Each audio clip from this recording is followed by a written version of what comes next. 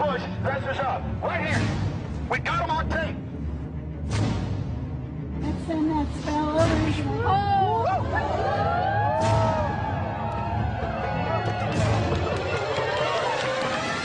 Sir, everything. I don't owe you this comment. I know. I appreciate it. This is what's called ambush journalism, and I disrespect you for that as well. So thank you and goodbye. Have you ever been in a ritual? That's none of your damn business. Oh. That's right.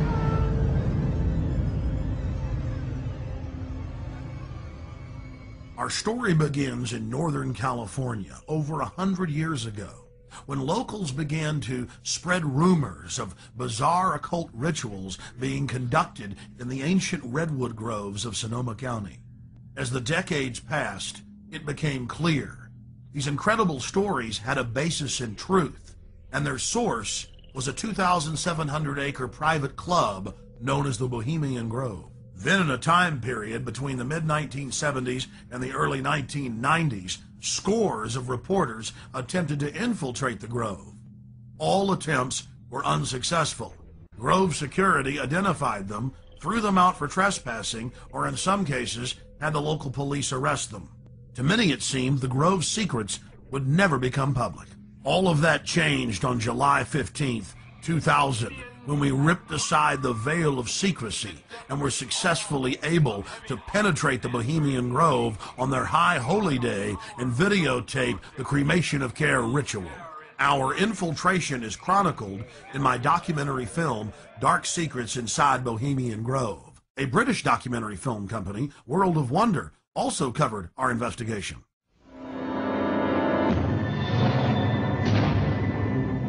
In the weeks that followed, Alex streamed his footage on his website and released it as a sell-through video. Everywhere I looked, the internet was aflame with news of the daring raid. As the news spread across the planet that the Bohemian Grove had been blown wide open and that their secrets were public, the people were amazed. They were amazed to learn that many U.S. presidents and British prime ministers, German chancellors, the Hollywood elite, the heads of business and academia, Federal Reserve chairmen were traveling to the Grove each year, and that presidents had been going there since the turn of the last century in 1900. They were shocked by each new revelation of ritualistic depravity. This film is about what we've learned in the 5 years since we infiltrated the Grove.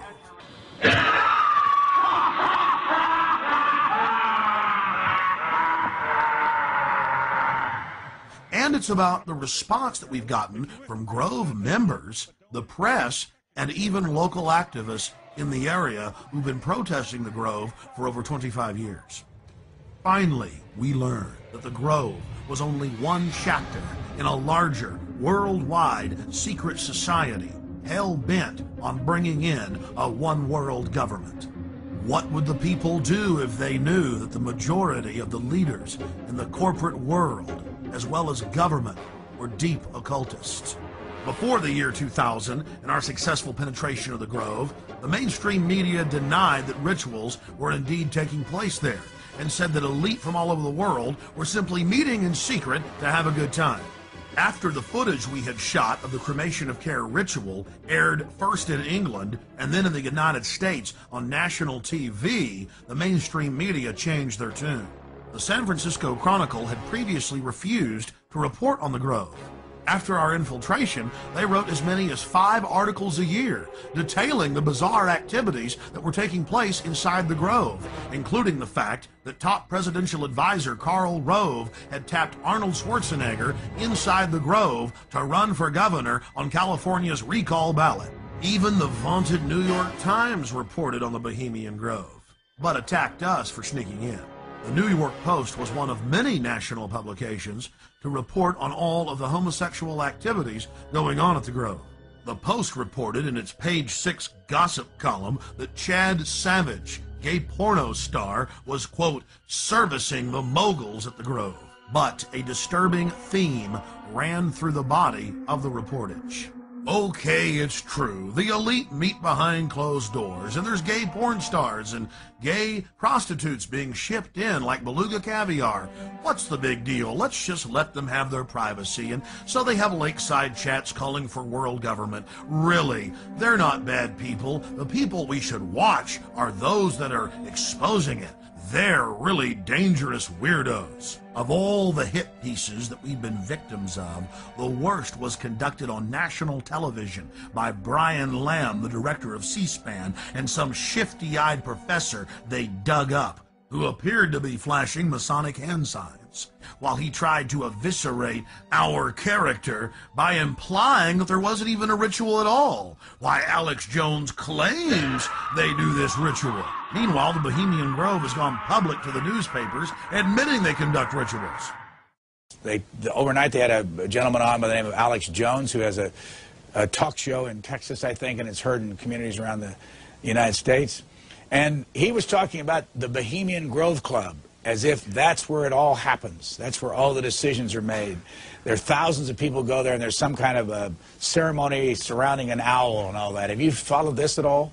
Yes, I have, even though the show is on past my bedtime. But Alex Jones has been talking about this for quite a while. The Bohemian Grove, of course, is a privately owned redwood grove up in Sonoma County, north of San Francisco, where every summer there is a get-together of the wealthy and well-placed, all male, who get together for general cavorting, socializing, lectures, symposia, and so on, in an atmosphere that is completely removed from public scrutiny.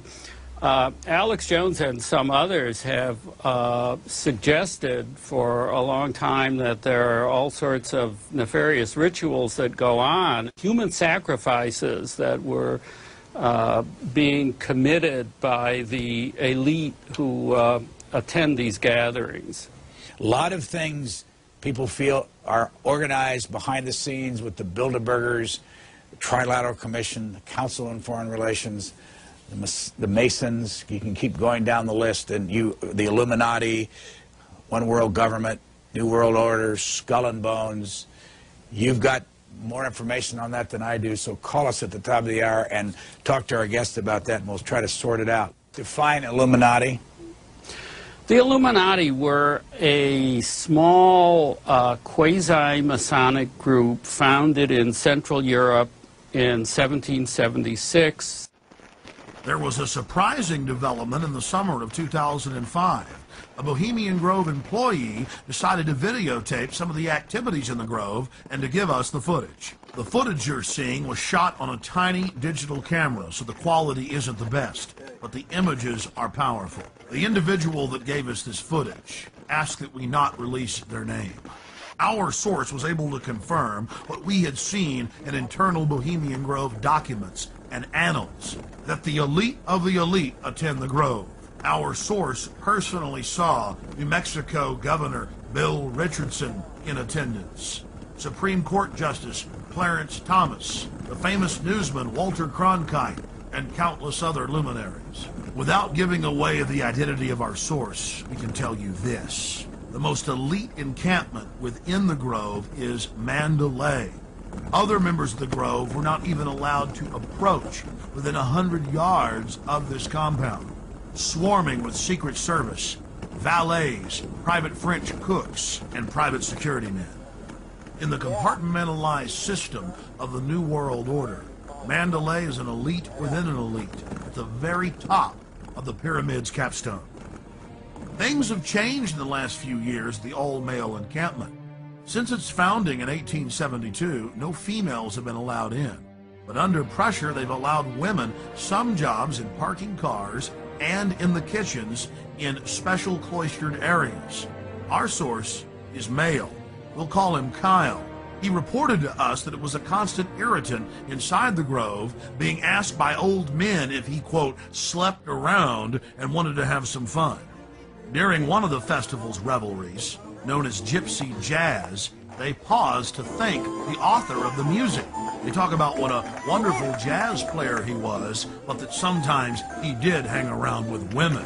And the crowd boos with disgust. He disappeared from time to time, often with women.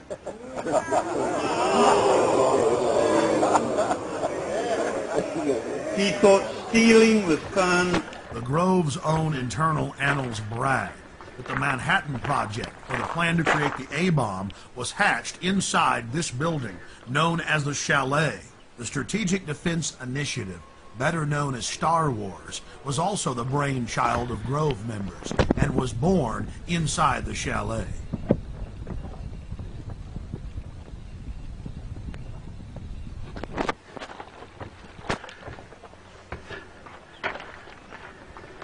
At the height of the Cold War, top Soviet dignitaries traveled to the Bohemian Grove for secret meetings with the heads of the U.S. government as well as corporate leaders.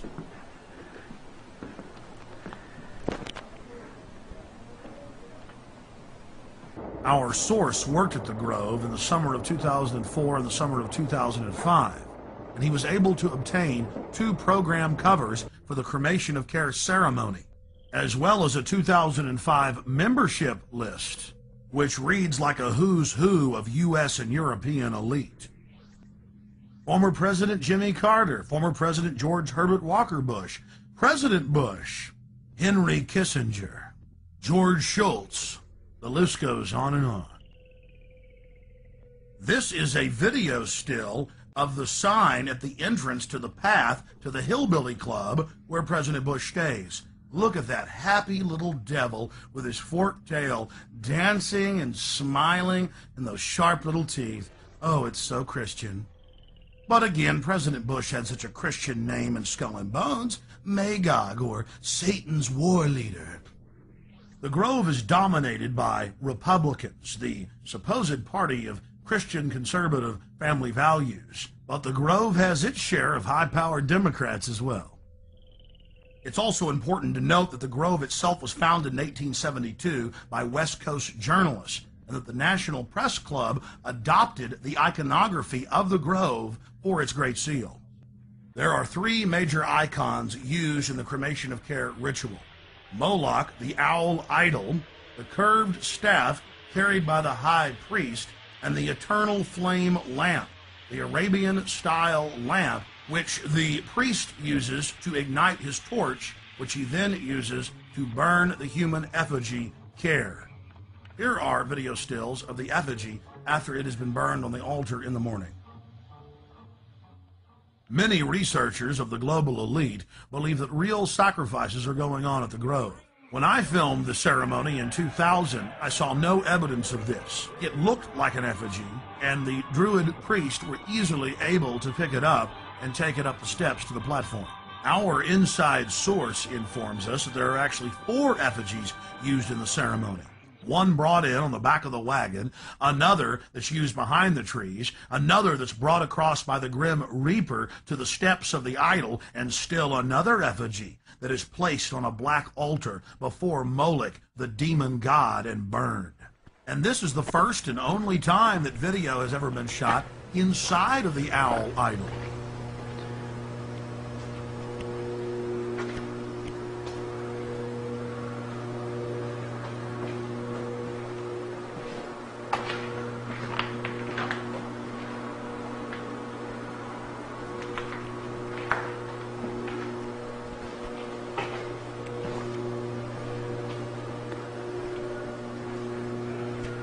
We can now confirm that the owl is metal with a stone facing.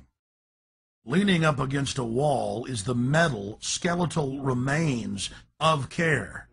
Care, or the conscience of the group, is symbolized by a human body. All that remains is the metal skeleton. Our source informs us that the final effigy that is burned is made of a highly flammable material, and that the local fire department from Monterrey oversees this part of the ritual. That was an important piece of the puzzle, because in 2003 we traveled back to the Grove and talked to a lot of the locals who were mainly friendly. But when we talked to a couple of local firefighters who were with the Monterey Fire Department and asked them about the Bohemian Grove, they got very upset and told us to turn our cameras off. Well, he was telling me about you know, it's like where the president goes and stuff. And so we were going to, like, talk to him, and then he's all over. Hey, man, shut the camera off, huh? More hidden video reveals some of the ritualistic cloaks worn in the ceremonies.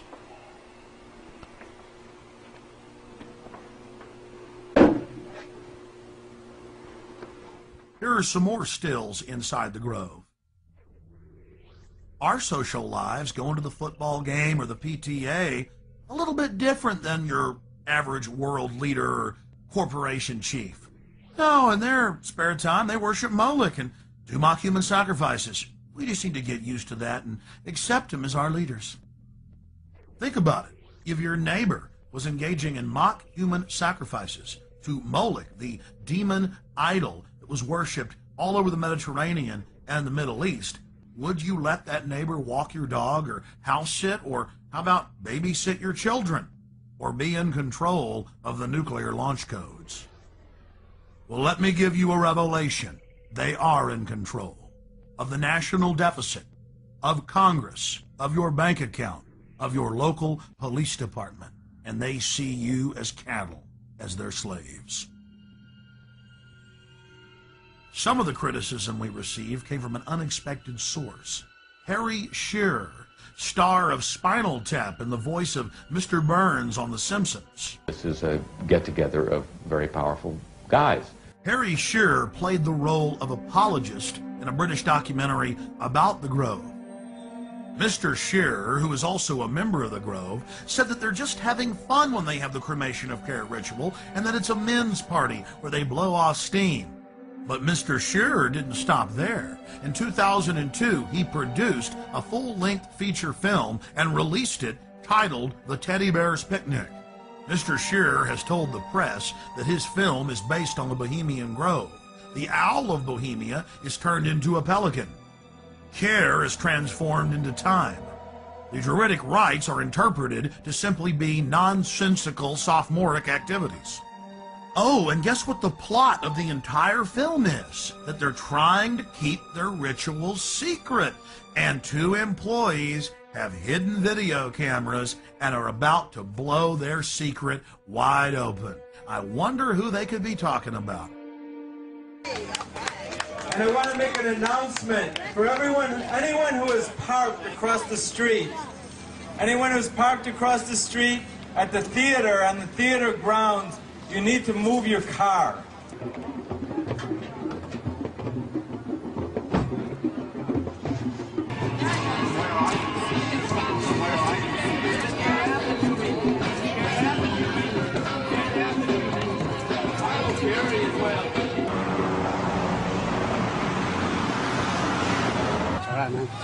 Hey, hey, ho, ho, this rich man's camp has got to go. Hey, hey, ho, ho, this rich man's camp has got to go. Hey, hey, this rich man's camp has got to go. Hey, hey, this rich man's camp has got to go. Hey, hey, this...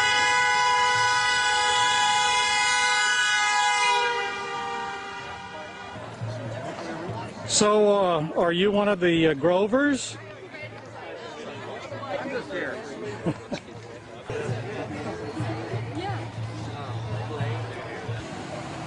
Better than you think.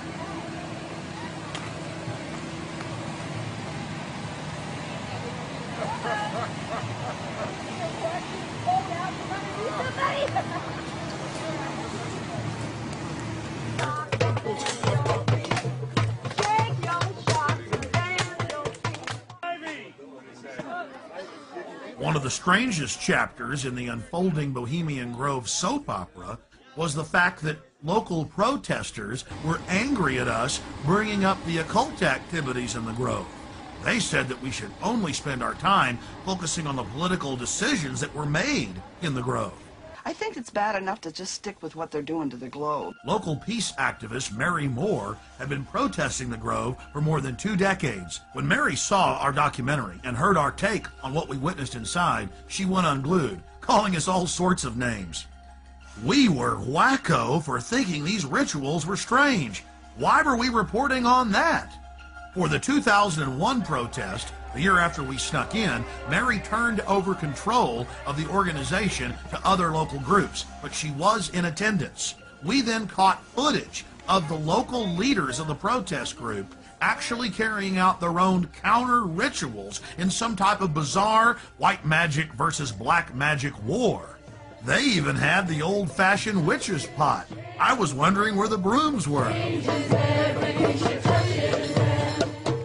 They conjured spirits, brought them into the circle, concentrated their power together, and then sent the spell in against the Grovers.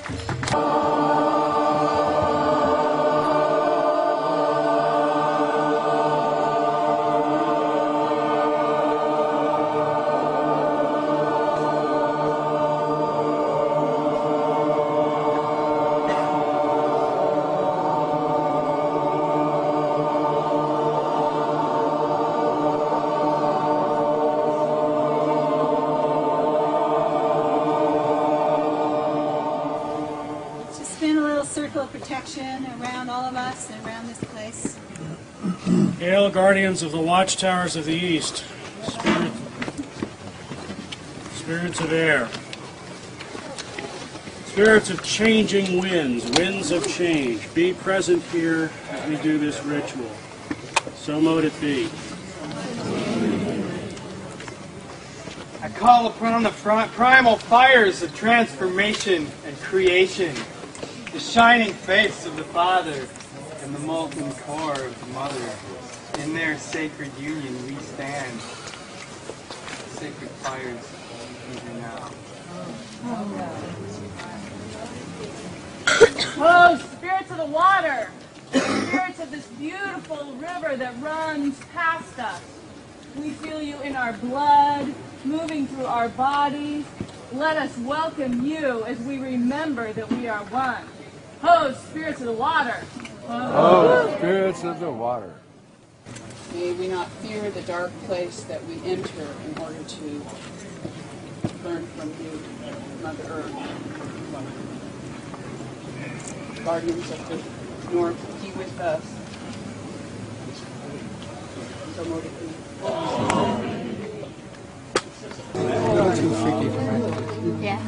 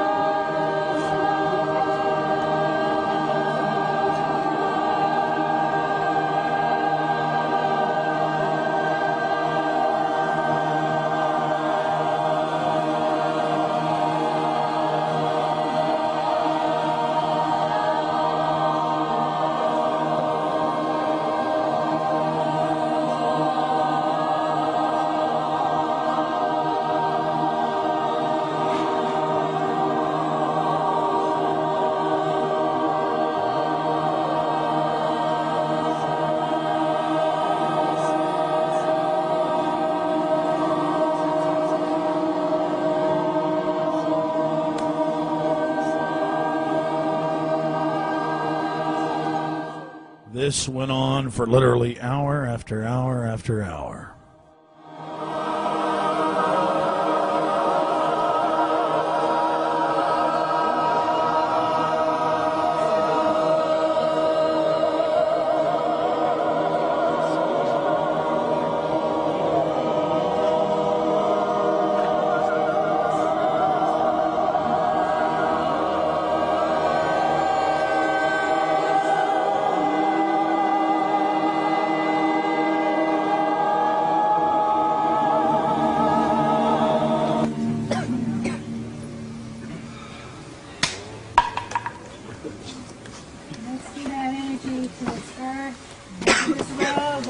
Drive across and do all the symbols we painted on it and into this water and into the root mass of this field.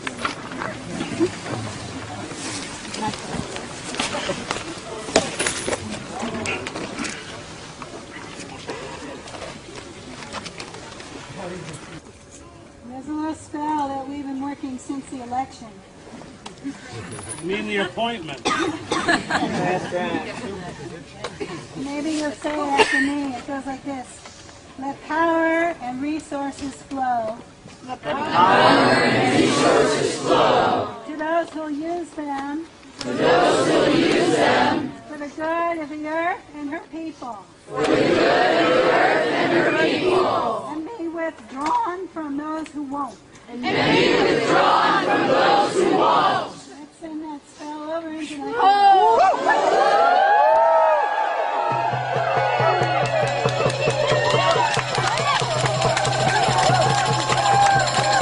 Then a veteran warlock asked one of the spirits to stay and give Grove members a welcome as they drove in their luxury automobiles. Winds of change, spirits of the air, powers of the east. We have felt your presence here and would like for you to stick around and give a warm welcome to the folks who are coming here. But go if you must, and please stay if you will. Hail and farewell. Hail and farewell. She changes everything she touches, and everything she touches changes. She changes everything she touches, and everything she touches changes. She changes everything she touches, and everything she touches changes. Does it feel good to get loaded on the slave ships? Giggling happily.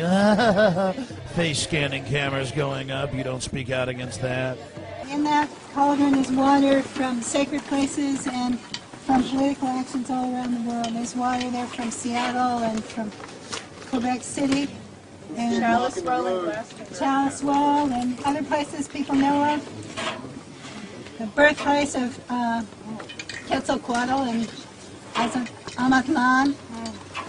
And I'm going to take some of it actually tomorrow to Genoa, to the protest there against the G8, and we're going to do some kind of cauldron ritual in the midst of it, which will be interesting.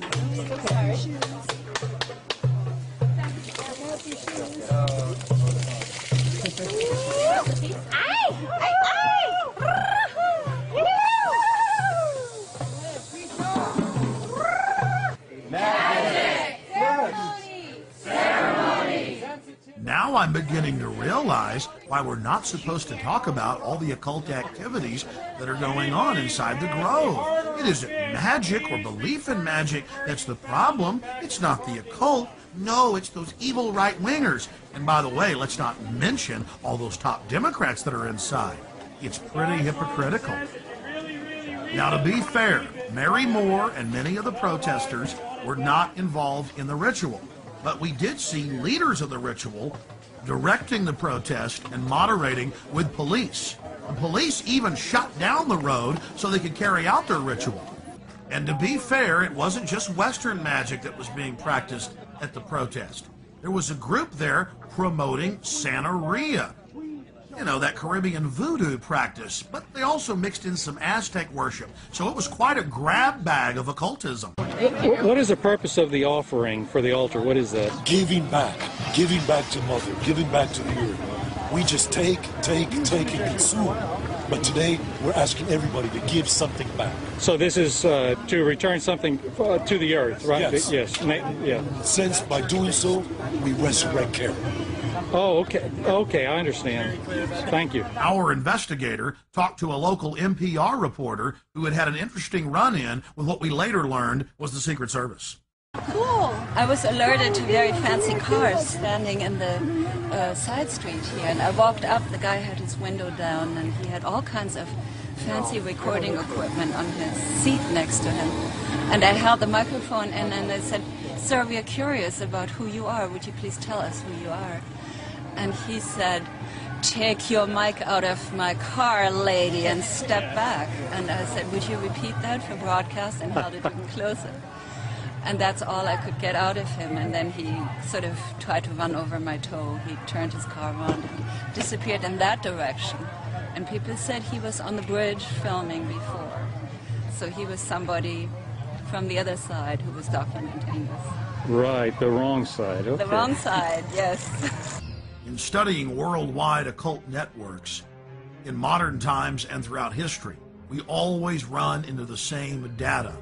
Compartmentalized pyramidal structures with a bunch of well-meaning dupes at the bottom, managers in the central areas, and Luciferian death cult adherents at the top. In India, it is Kali.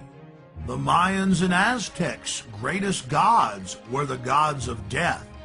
It was the same in Egypt and in Babylon, as well as Rome and ancient Greece. But what about those sweet little Hawaiians? Ah, you guessed it, throwing virgins into that live volcano. The god of death demands it, so the rest of us can live. The Druids would bash their children's brains out and kick them into a peat bog. Noblemen would willingly give themselves up to the Druidic priest to have their throats slit before they were thrown into fiery pits, known as bonfires today. Don't forget the European tradition of the Burning Man. Take your strongest man when times get tough, strap him into a huge wicker effigy of a human and torch him. That will make the gods bring back the fertility. That will make the gods bring life to the tribe. Death brings life. They call it creative destruction. But in reality, it is simply a tool of the elite to abuse, subjugate, and dominate their populations for their own good. We're looking at ancient propaganda. In the fall of 2004, while in New York to cover the Republican National Convention, we ran into David Gergen, the Karl Rove of 4 presidential administrations. Okay, one last question. I read a Washington Times article many years ago where you had a comment about the organization, and then now it's been in the Wall Street Journal, it's been in a lot of different newspapers, and that's the Bohemian Grove. And back in, what was it, 1996, when you joined as a Clinton advisor, the Republicans were criticizing you, oh, what about Bohemian Grove? And then you countered them by saying, hey, I don't run around in the woods naked. What did that mean? Here is the before-mentioned Washington Times article where he said, I didn't run around naked like they do. I don't know what quote you're referring to. I'm not aware of any quote like that. Listen, I am a happy member of the Bohemian Grove. I like the folks who come there, and it's really inappropriate for me to talk about the group beyond that. Thank you. Have you been there for the ceremony with the cremation of care? Frankly, I don't think that's something I need to talk to you about. Really? That's right. Well, I'm Alex Jones, and I snuck in there in 2000. I'm the guy that blew it wide open and got the video. It's been on national TV. Well, I disrespect you for that. You do? I do. But it's a lot of big public officials going in there. Don't we deserve to know? I don't know anything about you, and I don't know anything about your film. But if you go in there with an understanding, you violated that understanding by releasing that film, and I don't respect you for that. Really? But we have public officials. I'm sorry. You took an understanding when you went in there that you would not do that film. And did you have an understanding when you went in there? No. Did you crash it? Yes. Yeah, and it has no trespassing signs there too, doesn't it? No, they put them up after. Oh, I'm sorry. Just walked in. I'm sorry, sir. I've been there before. I know what the circumstances are, and I'm sorry you violated the understandings. That was not a gentlemanly thing to do. But what about the ritual? Is the ritual gentlemanly?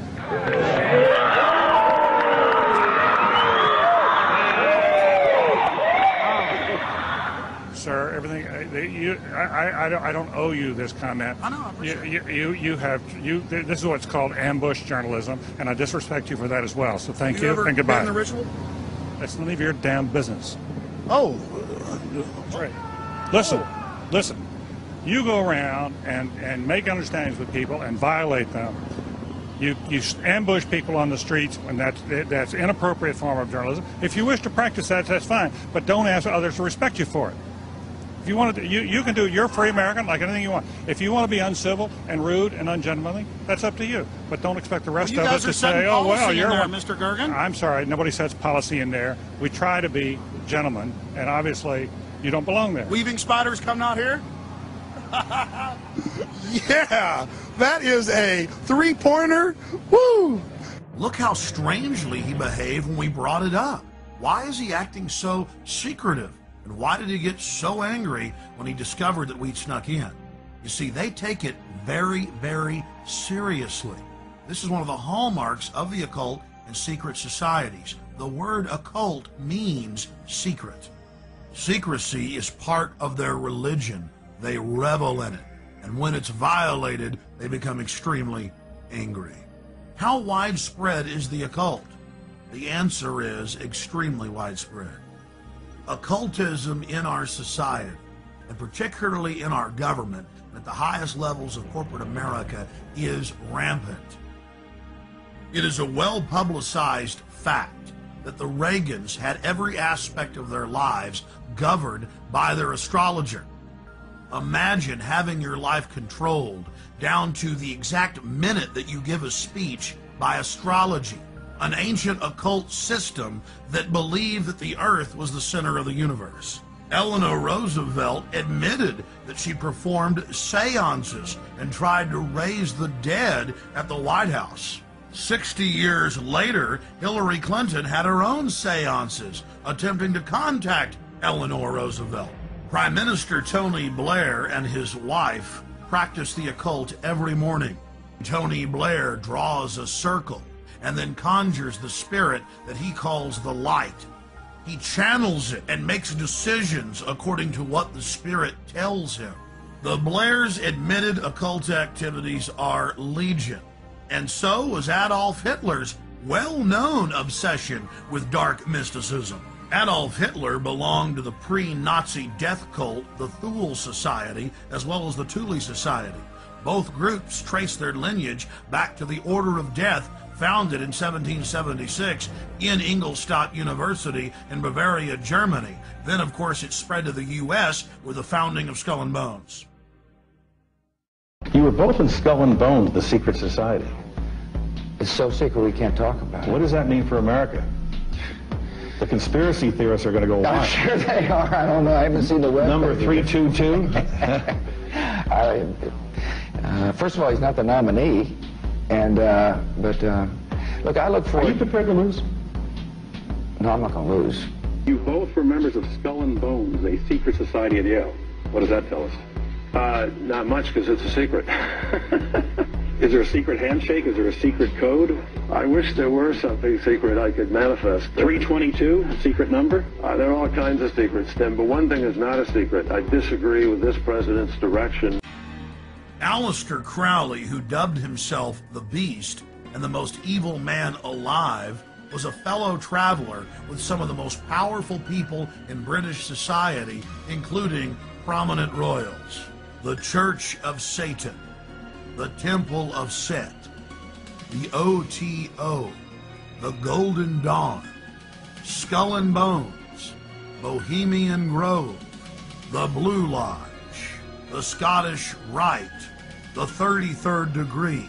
It seems like there are hundreds of different occultic groups, but all they are different denominations in the same religion, the Egyptian and Babylonian mystery schools. Albert Pike, who was the supreme Grand Mason of the entire world, founded the Ku Klux Klan. But you don't hear Jesse Jackson calling for his statue to be removed in Washington, D.C. Why is that? Because Jesse Jackson is a 33rd degree Mason. Now, don't get me wrong. Most Masons are what high-level occultists call porch Masons, or outsiders. They themselves are considered neophytes by those in the inner circle, or those nearer the top of the pyramid. They're compartmentalized. They believe that their great work, as they call it, is to help society. But in reality, they're being controlled and manipulated. The Knights of the Secret Circle, the Knights of the Golden Circle.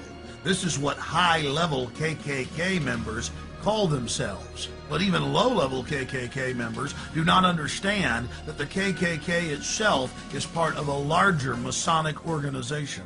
Most Masons detest the Klan, but they've never looked on their own temple walls at the paintings of Albert Pike that adorn them and asked themselves why the founder of the Klan is hanging in their temple. This is the power of hidden in plain view, a favorite trick of Luciferians. Where did this dark thinking start? This black spirituality? The central thread goes back to ancient Egypt and Babylon with the mystery schools.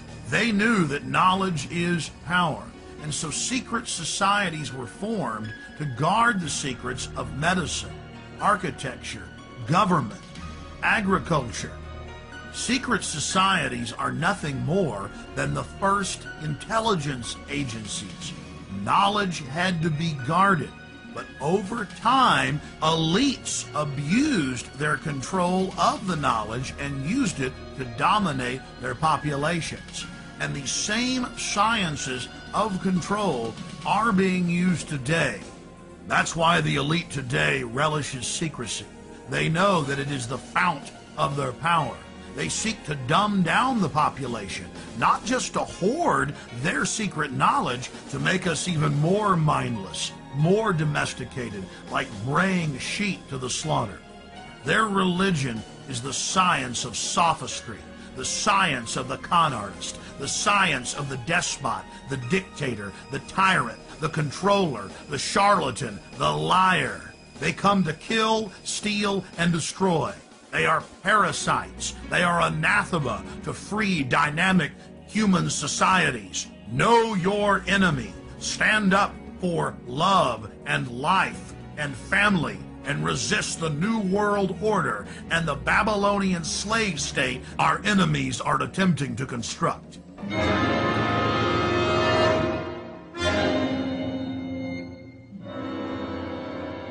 I want to tell everybody out in TV land how they can come to the Grove, where their elected leaders, along with the big bankers and the heads of media, meet, along with some European royalty, every year to decide how to run the country. You can fly into San Francisco, or you can fly into Santa Rosa. You can even fly into Sacramento, and you just drive out to Highway 101. You take Highway 12 out west towards the coast. You get about 10 miles out from the coast, right outside the little town of Monterey. In the town of Monterey, off the main drag, you'll take the Bohemian Avenue. And it dead ends right here at the 2,700-acre Redwood Grove entrance, where your world leaders, among other things, set policy for much of the planet and dress up in black and red robes and worship, well, Moloch.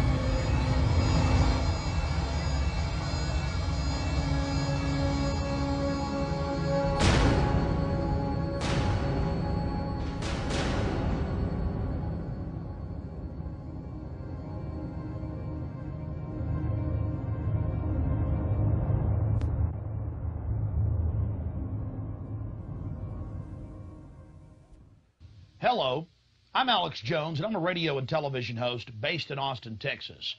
And for many years, I've been exposing the criminal activities of the global elite, also known as the New World Order. In past films, we've documented the centralization of power, the move towards world government, the attack on the nation state, self-defense, the Second Amendment, family values, that is, the family itself, as well as private property rights. But time and time again in my research, I come, well, eye to eye with something that's even hard for me to believe. And that's that the elite, again, the so-called establishment kings, those that know best, the visions of the anointed ones, are obsessed with the occult, from presidents to governors to the heads of industry. We've all seen the stories of presidents and first ladies obsessed with their astrologers making national policy decisions upon their recommendations. Spiritual guides, shamans in the White House.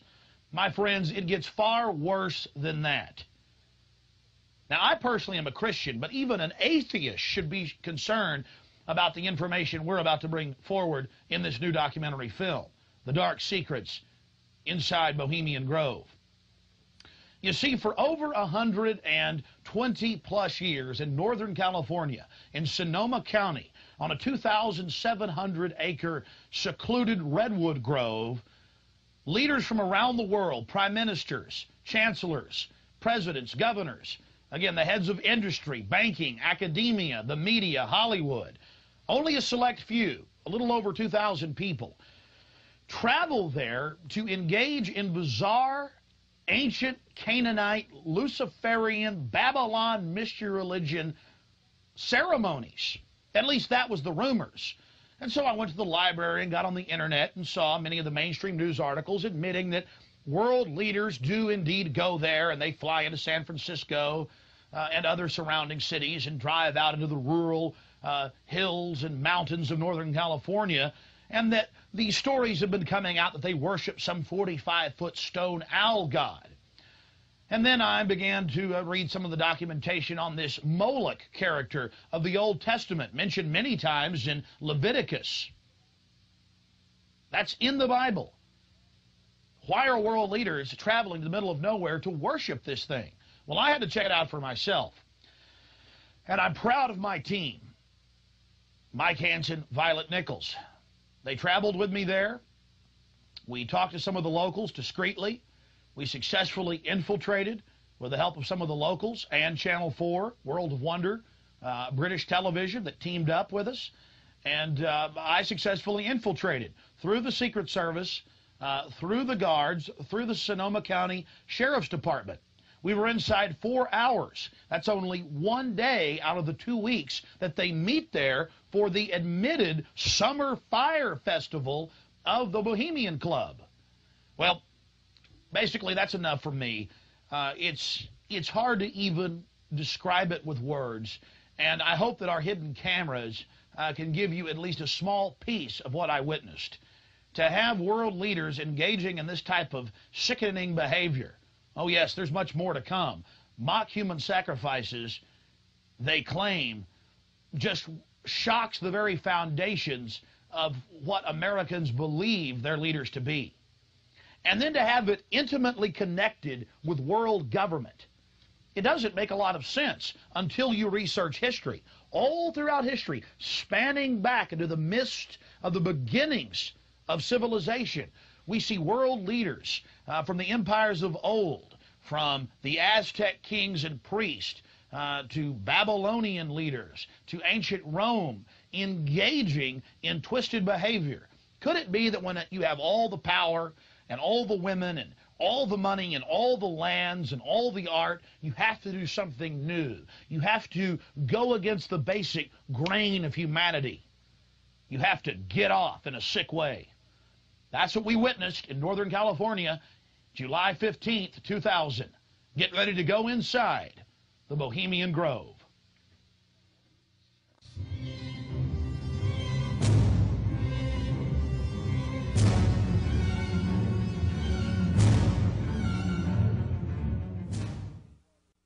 The Bohemian Club, as it's known today, was founded in 1873 in San Francisco in Northern California. Many of the club's original annals, dating back to before the turn of the century, admit that local artists, writers, newspapermen, you name it, wanted a place away from the so-called backwardsness of the West Coast, the Judeo-Christian ethic. They found that place an hour and a half north of San Francisco, outside of the tiny town of Monterey. Their annals even admit an obsession with the occult and what they called druid rituals. Amongst the great redwood trees, they revived ancient ceremonies that in truth had their roots not in the Druids, but in Babylon itself. As the railroads brought commerce and larger populations, the prestige of the club grew until, in the year 2000, it is a gathering place for the world establishment, the elite. We're about to show you some of the key evidence documenting this. It is absolutely central to understand that these bizarre activities have been engaged in going back to 1873 and are not some new fanciful whim of the trendies on the West Coast. By the turn of the century, there was already a 10 to 15-year waiting list. Presidents from Howard Taft to Herbert Hoover were on the membership roster. Not to mention, later, famous war general Dwight D. Eisenhower, later to become president. The roster of the Bohemian Club reads like a who's who of the elite. Look at this photo taken inside the Grove back in 1963. There you'll see Ronald Reagan, and sitting two people over from him, later to become president, Richard Milhous Nixon. Frankly, we don't know if these men actively enjoy the things that go on inside the Bohemian Club. But one thing is perfectly certain from the evidence. They are forced to go and attend and take part in these activities if they wish to be elevated to the highest levels of the geopolitical power structure. Take George Bush Sr., documented member. And then, of course, there's his son. Now, the last 4 generations of Bushes have also attended the Skull and Bones Society at Yale, well known to be steeped in the occult. Then there's Bill Clinton, a frequent attendee. Upon closer inspection, the entire federal government at the highest levels is infested with Bohemian Club members. And it doesn't stop there. America's private run-for-profit Federal Reserve Bank, from its very inception in 1913, has been run by prominent members of the Bohemian Club. Central Bank Chairman Alan Greenspan was seen leaving the Bohemian Grove only 1 month before he was appointed chairman of the Federal Reserve. He had to be a made man, to be a member of the most powerful cabal on the planet.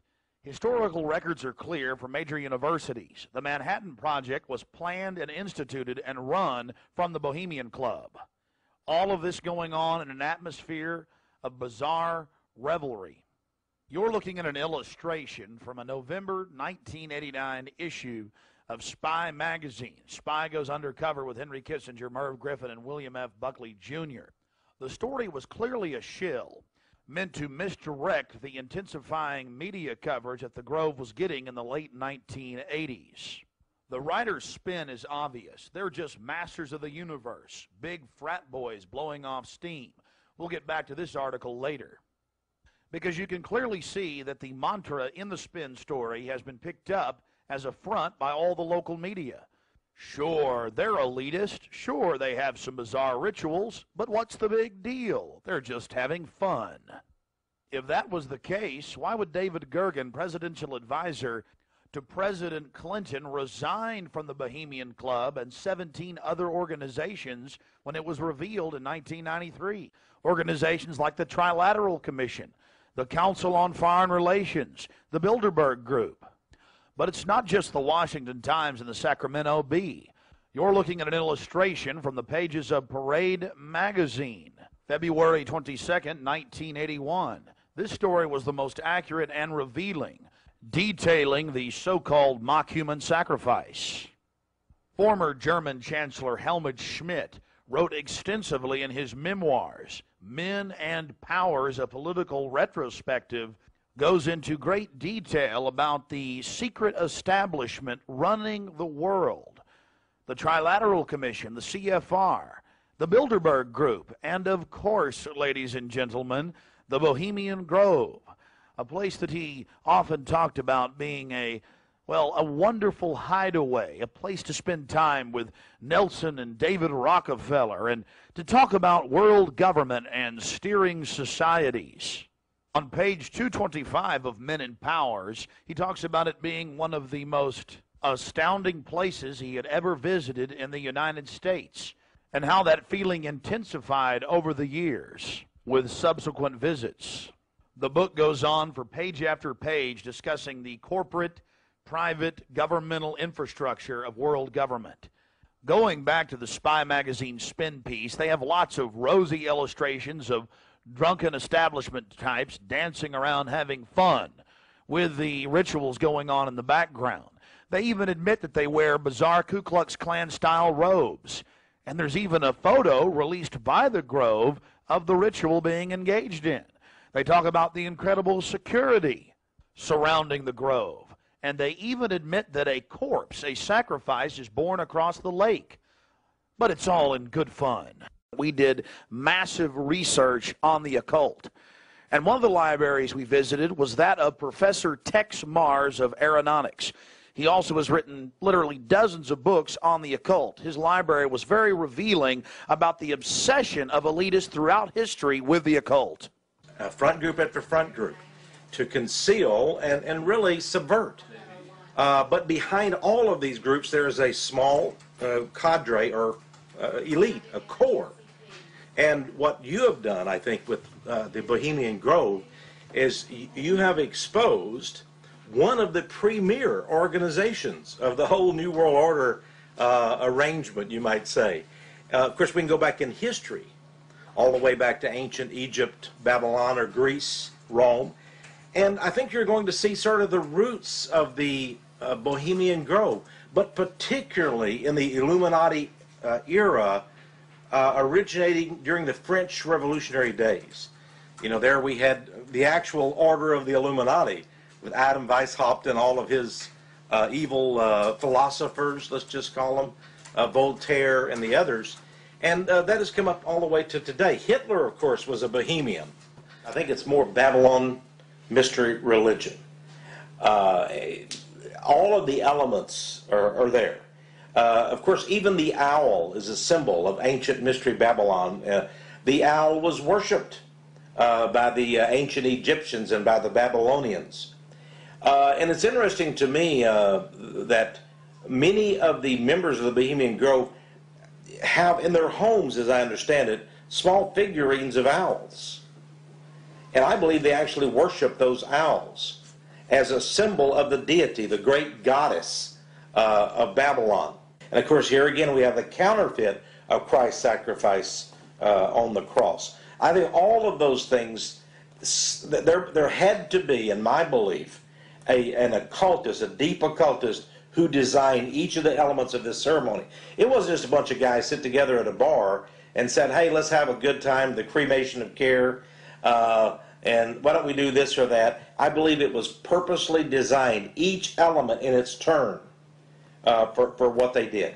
No doubt about it.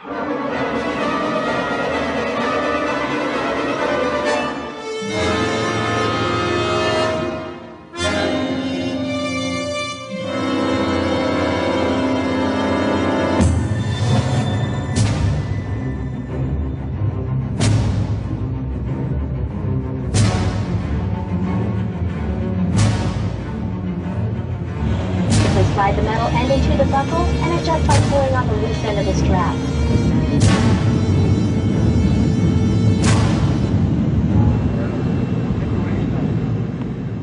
After landing in San Francisco at the International Airport, we traveled through the city, across the Golden Gate Bridge, into deeper Northern California.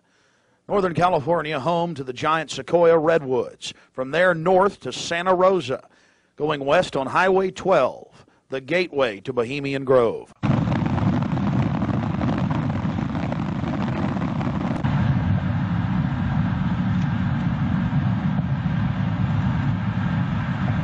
We spent the first night in Santa Rosa before getting up early in the morning and traveling into the town of Occidental, where we were going to meet the British media and start our investigation. Well, here we are in Northern California, right outside the Bohemian Grove. The fruits of nature. But I'll tell you this, I don't worship it and sacrifice things to it. Let's go find out what's going on. Yeah. Well, here we are, folks.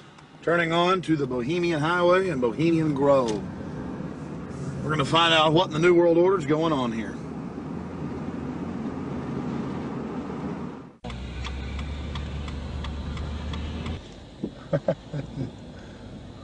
Thank you, Parker.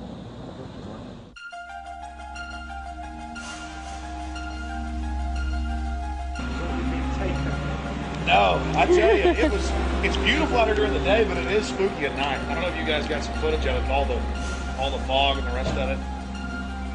So you certain? Oh yeah. I've got a map. You guys want to look at that? My question is, what, the history. What do they do if they catch you in there? They have us killed. I doubt that. Alive. I don't know. I throw don't. darts at your skin and body. Hang upside down on a redwood tree. I doubt that. No, we'll see. No, I think they'll just What about me? Because I'm a woman, I can't really sneak in, can I? I mean, you can't. I can. You've got to stay. I've got to stay. Yeah. I've got to stay behind in the spooky Occidental Lodge. I have no problem. There is a road. I can be shown a way to insert myself into this with Hanson. But then I need to know where the cremation of care, what day they're supposed to do it, where this pond is. Tomorrow night at dusk. I'm not going to end up tied down on a pentagram with Henry Kissinger's fat belly hanging over while he's naked with a big dagger, am I? I just want to make sure that's a joke. Well, just a thought. It's very. Oh, like Governor Bush running around in a pink tutu, foaming at the mouth with a purple wig on, am I? No. Supposedly, I hear that's what they do. So. I don't know. I think they do these things, but the question is why. And these power brokers, which bomb innocent countries and slaughter people and pump the food chain full of garbage and just everything else they do, it's probably something fun for them. They really get off on being bad little boys. And rule the world. I mean, this is for some people. This is the secret room. Well, I mean, certainly in the whole class system, it's the pleasures of class. And now what class is, the power that you have is something different. And to me, I mean, from my research of Bohemian Grove, and you guys have obviously done more, I've read a lot of mainstream articles, alternative, talked to people, talked to some guests. It's really where people go in there to do whatever they want to do. So there's probably people sitting around fishing and probably people sitting around doing something completely different. Okay, there's the stage. Right, that's where the talks happen. Because they've got this amphitheatre, and they have these kind of talks, and this is where George Bush gives talks and people like that on this stage. Oh look, there's the lake. There you go. Lakeside talks. There's the lake. There's the shrine. See, right there. That's where. Honey, come get a shot of this. Now, where's this river? This is near the Russian River. Can you see it? Now, see, here's the shrine of their devil owl, which they even admit has its roots in like Babylon, and the Druids had them and everything else. So all over the world, this weird owl shows up. Some cultures, they've thrown children inside the bowels of this burning owl. That's historical. We've all read in the Bible about throwing your children to idols inside their, So it's weird behavior, definitely, so it needs to be investigated. And plus, it gets the adrenaline out. Thrill seekers have to have more. But here you go, honey. Right here, the shrine. You can zoom in on that, Mike. I'm saying honey to my girlfriend, Violet, not Mike here. We're getting real bohemian now, aren't we? This is... Honey, we can get a close shot right here. But it did sound like that she's definitely leftward leaning. Then we get into the whole semantical debate about is there a left and a right, and to me there really isn't. There's the command and control on one end and the anarchy on the other, and I want to be on the middle of the real spectrum. Certainly got to have some control in a complex society and civilization. But all the developments I see are pretty bad towards dehumanization. And now you got the UN demanding everybody sign on to this International Criminal Court. And they're telling the U.S. if we don't sign on, it won't matter. If 60 countries ratify, we'll be under its control. I mean, we're here. We're at global government now. When they're saying they're going to have some world court in the Netherlands that they'll take anybody they want to. These are in fact, I was reading some of the talks that they've given and they've released that the Bohemian Grove was discussed, and it's all population control, world courts. You're talking 20 years ago. So definitely some stuff going on here that's pretty important. But is it the ultimate elitist retreat? I would imagine those we don't even know the names of. This is probably just one more steering committee where they bring in a lot of underlings and high-level corporate chieftains that really aren't the upper top echelon, make them feel important, and then implement some type of strategy. From the stories I've read and things that happen, I mean, it is pretty well documented that people run around naked. They have orgies. They go into town and have orgies, and these are world leaders. I got a serious problem with that. Just by the very nature of how this, to me, Bohemian Grove is probably a way to compromise people. You want to be in the New World Order Club. It's like a big kid fraternity. And just like in fraternities, you have to do weird things. Here, you probably do weird things. But I got a problem with governors and presidents and prime ministers and corporate chieftains running around and doing this when they have so much power over what happens in the public domain. They have a responsibility to disclose what they're doing. So I think it is important, like you were saying, to somehow try to maintain some security and not be way out in the open because they'll call in a bunch of security. I hear, like he often is. I hear he really enjoys himself here. I think Henry Kissinger will be here. Well, if I got a stink detector, we'll be able to find out where he's at. Oh, it's like everything evil you can imagine, Kissinger's always involved in it. Isn't he a Republican, though? I'm not a Republican. That's the point I keep making. This whole Democrat-Republican deal is a complete... People always go back to that, though. Probably like in your country, you've got Labor and you've got the Tories over there, and it's all the same people behind closed doors. It's just a big joke. And your leadership, our leadership, it's all the same people. I mean, you do see a fight going on, but it's two different management teams of the same system, bidding for control. What I call the CEO jobs of Slavery Incorporated.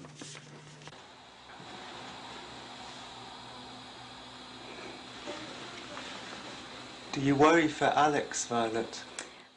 I do. I just, because Alex gets so impassioned by what he's doing that sometimes I'm afraid that he might be a little bit, reckless or maybe a little bit too fearless. I worry about Alex when he drives down the street to come home. Especially I used to worry about him when he had come home every night from the same, radio studio at the same time in the same car. And, I worry about him sometimes when he's late getting back in the studio and he doesn't give me a call. I mean, he is putting himself out there, but I think the fact that he's in the public eye as much as he is really, keeps him safe to a certain degree. So maybe something like this is, people might not necessarily know where he is right now, people that listen to the radio or whatever, so it's maybe a little bit more risky, and it's a little creepy at night up here in the woods, And you're definitely not dangerous. You're not going to do anything stupid this weekend. Well, I mean, dangerous to what? Dangerous to myself? Are these people dangerous? They certainly may be, but I'm completely nonviolent when it comes to just going out there and trying to get the information. That's what I'm trying to do. I mean, I'm an activist first and foremost, but also a journalist in that I'll make some jokes and speculate occasionally because I'm a radio talk show host. But when I say something that I believe, I have to be on target about it. But dangerous? I'm definitely dangerous to corrupt bureaucrats and their financial bosses that would like to control the American people on the planet. But not in a violent way. Not in a violent way. And long before global government came out in the open, in the last 4 or 5 years, they were conditioning the public that anyone that talks about global government is a kook, a weirdo, a terrorist, a racist. And now they're out on the nightly news saying global government's here, you better accept it, we're getting rid of juries all across the planet. The IMF, the World Bank, basically runs things now. The WTO decides what you can buy and sell and trade on the international market. But see, they've preconditioned us that it doesn't exist. They've preconditioned us that anybody that talks about this stuff and who is against it is a kook or a racist because it doesn't exist. And then everybody's decided, well, I'm going to be culturally cool. I want to be in style. I want to be accepted. So even when they're hearing the news admit it and tell us how great it is, they've already pre-positioned it psychologically that it's not acceptable, it's not kosher to discuss it. Do you see the tactic they're using there? Mm-hmm. 5 years ago, I would laugh when I heard about black helicopters. I would say, I'm about taxes, I'm about corruption, I'm about getting local control back, I'm about states' rights, everything's coming under federal control. I was pretty mainstream, what you call so-called conservative. Then I saw the light when black helicopters started going into North Carolina, They started going into Florida. They fired into an all-night restaurant in Miami, just training, firing bullets into a place where people were eating. They started burning buildings. Police chiefs started throwing them out of their town, San Antonio. All this started happening, and I said, whoa, this is real. And then I realized that I was preconditioned, even as a so-called conservative person who understood that the media lied. I didn't realize how thick the propaganda was. That they precondition us before they release something on us, that it, number one, doesn't exist in our minds with classic doublethink, but then it can re-exist at the same time if they say it does and it's good. So it's literally George Orwell's doublethink, and one has to have it to stay sane in this world. Well, I refuse to be a part of it. I mean, the news every day, black helicopters are a joke, they're stupid, the culture, commercials, movies. At the same time, almost every month in this country, they're attacking and terrorizing some town with burning buildings and terror. And I don't want to be part of their sick control freak system. I don't like these degenerate, inbred, New World Order crowd people. They're not going to run my life. They're not going to control me. And I'm going to try to expose them. And I think we've had some success doing that. Oh, look how pretty it is. Sure is pretty. Mike, you enjoying yourself? A lot less spooky during the daytime. It's all foggy. Now we're going to take our British friends down into the forest a little bit later tonight. Let them gallivant in the werewolf-ridden woods. Joking. They'll have me on there. Alex Jones, radio talk show host, believes werewolves infest Northern California. They've been seen dancing with grizzly bears. Small pixies have been even witnessed playing violins for George Bush. Don't know what to make of what's going to happen. I can't even begin to imagine what we're going to discover when I infiltrate tomorrow and try to get the cremation of care. We're very close to the gateway to Bohemian Grove now. The first set of gates and security. They have a small guard check at the front, and then they have a larger second one. Not a through road. Get a shot of that.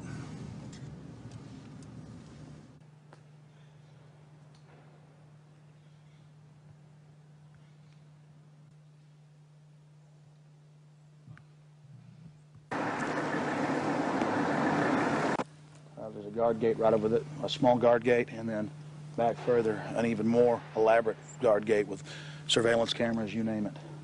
Not a through road, ladies and gentlemen, right up here in Northern California.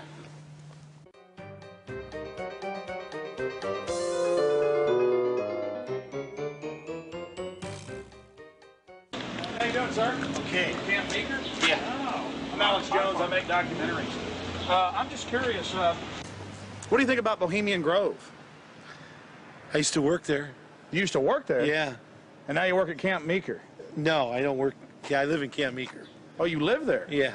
Well, that's great. Did you ever watch the cremation of care? No. No. What'd you do at the... I just worked there. But, I mean, Yeah. you never saw them march around in the red robes? And No, no. Oh, really? That doesn't go on? No, but, yeah, I get it. Okay. Thanks.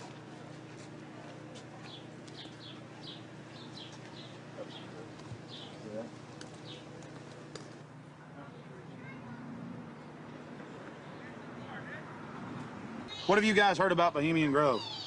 Oh, I don't know. A bunch of rich people, right? Have you ever heard about the 40-foot stone owl and the mock human sacrifice? I heard about it a little bit, yeah. Roll that window down. We can talk to you. Hold on. We'll go around here. I don't know. Oh, yeah? So what have you heard about the... Oh, I just read stuff about it in the paper. I don't know. Some people don't like it. They protested or something weird. But what about the 40-foot stone owl and the mock human sacrifice? You say you heard something about that? Well, just what I read about in the paper. Oh, the paper admitted that? Well, no, I don't know if they admitted it. They just said people go protest it. It supposedly happens. Sounds kind of weird. Does sound weird to me. Yeah. Why you guys? What are you guys doing? This TV show or something? We're just having fun. Oh yeah. This town isn't like Children of the Corn or anything, is it? Oh no, nothing like that. I'm sure. I don't know though. Supposedly lots of people go there. Some kind of weird event. I don't know. You guys know anything about it? You don't. You don't. What would you say if we told you that they sacrificed a human in effigy in mock to a 40-foot stone owl in black and red and silver cloaks? Sounds kind of different. Do you think it's good to have? Bull talks down. Do you think it's good to have so-called world leaders secretly engaging in pagan activities? I can't say it's that great. No. Why would you have a problem with that? Well, I don't know. It could be all right. Depends how you look at it. Kind of relativist worldview, huh? Yeah. Got to sacrifice care to the winds, huh? I don't know. Could just be for fun, or they could really be weird. They run around naked. Run around naked and freak out. There you go. Have you heard that? Yeah, absolutely. Actually, to tell you the truth, here's a funny story. What have you heard? Okay, go ahead. No, this is the truth. A couple years ago, I was down the road, just down Yar, past Camp Meeker, and I was stopped with a friend of mine. Now, Camp Meeker's right outside Bohemian Grove. That's an affirmative. Yes. And we were down the road, and we were stopped there because we were just having a cigarette, hanging out, taking a break, and some Secret Service men actually pulled up behind us and asked us what we were doing and why we were there. This is true. They were like, "What are you guys doing? Where are you at? Why are you parked here? What's going on?" And asked us a whole bunch of questions. What our names were, who we were affiliated with, where we lived, all kinds of stuff. Sort of interrogated us. Did you answer their questions? Totally.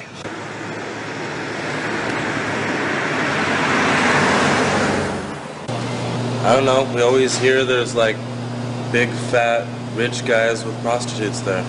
Really? Yeah. What about the owl and the rituals? I don't know anything about it. Never heard about the rituals? Rituals.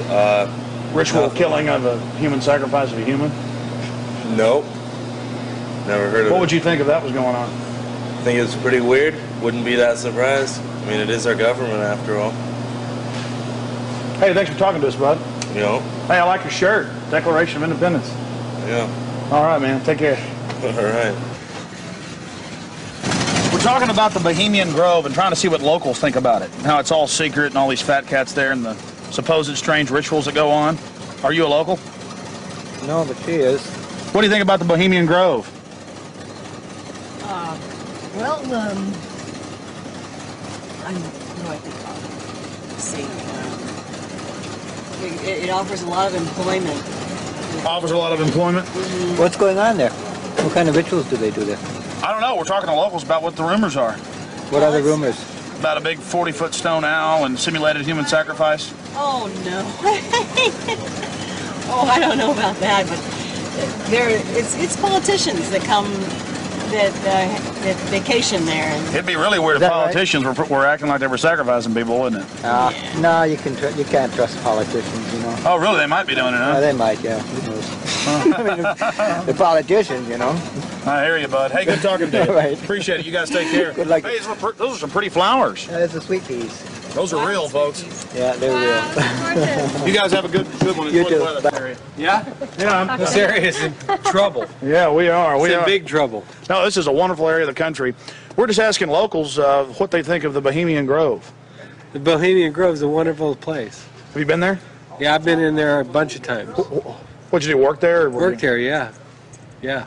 You know when it's the most wonderfulest time? Is when nobody's there. Oh, it's a beautiful area? Yeah, yeah, very beautiful. It's got big trees. Have you ever been there for the cremation of care? No. So you've never been there for the rituals? No. You ever heard about them? Yes. What have you heard they do, sir? Nothing. They got that tree that looks like an owl. Tree that looks like an owl? Tree or rock, or it's a carving, or it's where the stage is. But have you heard what they do during that? No, I have no idea what they do during What would you say if we told you they burn a human being in effigy? They don't really do it. They burn it in effigy. I don't know what that means. Well, they have like a dummy that looks like a person under a black blanket. Huh? They take it up there and burn it. Oh, I don't know. Pretty weird. Huh? Pretty weird. Yeah, I've never seen that. How long you lived around here? I don't know. How old am I? 20, 40 years. Yeah. Really? All your whole life? Yes. What's your name, sir? My name is Raul. The lizards? Yeah, this is vital roots.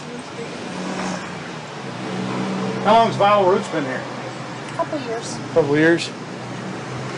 The Bohemian Grove? Yeah. Yeah, I think a lot of politicians, a lot of big wigs making a lot of big decisions. Oh, really? Do you think it's good that they get together in secret and make all these so-called decisions? Do I think it's good? Yeah. No, of course not. Do you? What about the rituals? Have you heard anything about the rituals that go on? Oh. There's all kinds of rumors about rituals that go on there. What type of rumors have you heard? Don't make me go there. Please, come on, we're trying to talk to some locals. I'm just wondering. It's interesting. Well, I really don't know that much about it. You know, just what I've read in books. There's books out about it. Oh, you've read books on it, huh? I had a book that was published in 1956 that was written about some of the rituals. Because now it's been going on for 120 plus years. Yeah. I think they said they just had their 120th something anniversary. Yeah. What would you say if I told you that there's a 40-foot stone owl and that they burn a human being in effigy, not in real life, but in effigy? I wouldn't believe it. You wouldn't believe it? Nah. I think it's a bunch of garbage. So you doubt there's a stone owl, and you doubt that they... Well, I wouldn't doubt there's a stone owl. Maybe there's a stone owl, but I wouldn't think that that's kind of, you know, rumors just, it's rumors, you know, what the word implies, pretty much. Just a conspiracy. Yeah, it's just a bunch of hearsay. Pure conspiracy theory. Whatever. What have you heard about the Bohemian Grove? It's where all of the, like, FBI and you're talking about the Bohemian Grove. Yeah, it's like the quote-unquote elite and presidential retreat. Have you heard about the rituals that go on there? No, I haven't. Well, the people who have more money than the rest of us in the world are a bit different. They're stingy. They want to hoard it all for themselves. And they think they're going to go to heaven. They're not. Because they don't know how to provide or do as Jesus told them to. What would you say if I told you that they sacrifice a human in effigy before a giant 45 to 50-foot stone owl? I would say that's probably why they're going to hell.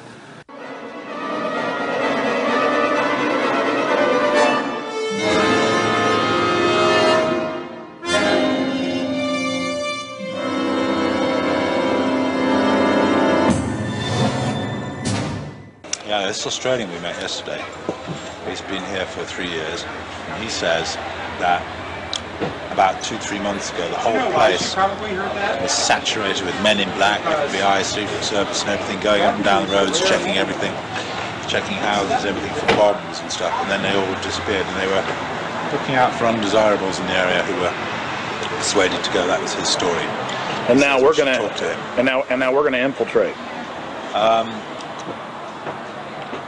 I think we should go and see what we can see. The public has a right to know. They do. The public may have a right to know, but the people in this cafe, I think, shouldn't know. I agree. Well, you've got to go in up the road that says no through road, because we've got to sit in the car and get a shot of you going up the road. So you've got to go in. You've got to be the guinea pig. But you're a brave man, Alex, aren't you? No problem, yeah. So that's cool. I wouldn't ask a man who wasn't as brave as you. All right, it's no big deal. I'm just gonna go in and make sure everything goes good. My only concern is figuring out the right type of baggage to carry this in, also still shot camera. Well, I personally would recommend that you wide yourself up with your what's it called? Hidden camera. Yeah, your hidden camera that's in the shape of a pager. Problem is, we got some stuff on it last night. We checked it out, but it's very unwieldy, not trustworthy. Right. If I can just get in the woods with this, it's over. That's true. And even if I'm going early now. I'm probably going about 3:30 with Mike, and we'll just hang out inside in case they throw me out. I'm still getting back on the property. Oh, so you're gonna go in way before Rick gets here? Yeah. Ah, okay. Well, cool. Well, we'll just sit in the car. But I mean, you understand why? It's not because I want to hang out in there all day. It's because I've got to get in. Because if they catch me, then I'm got to sneak back in. Mm-hmm. Yeah. I will not be stopped. You know, I went with Big Jim Tucker from the Spotlight to a Bilderberg meeting last year, but that was my first time, and we got chased away by men in dark glasses, and you know, I was a bit scared then, but I feel safe with you, Alex. Well, Tucker's a good rider. Oh yeah, I like Tucker.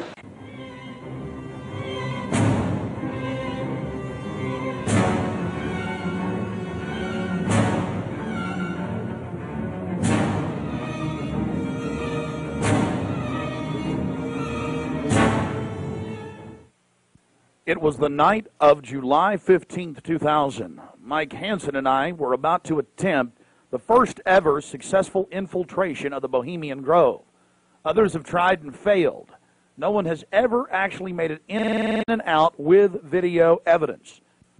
After careful planning, we decided the best tactic would be to insert ourselves about a half mile from the main entrance into the heavily wooded area, entering the gorge by stealth and getting into the main parking area. From there, we posed as Bohemian Club members, thus entering the inner sanctums of the New World Order.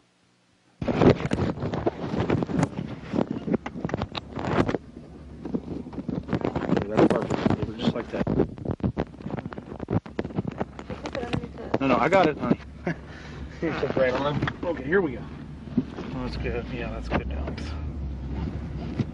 You be careful, baby. Okay. I don't want you to go anywhere. Shh. I'll be safe. Don't worry about it, guys. Come on.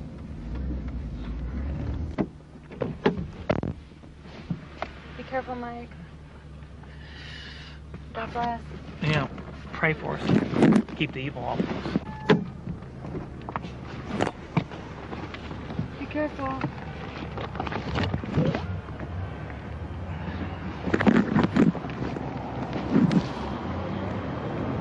Yeah, let go.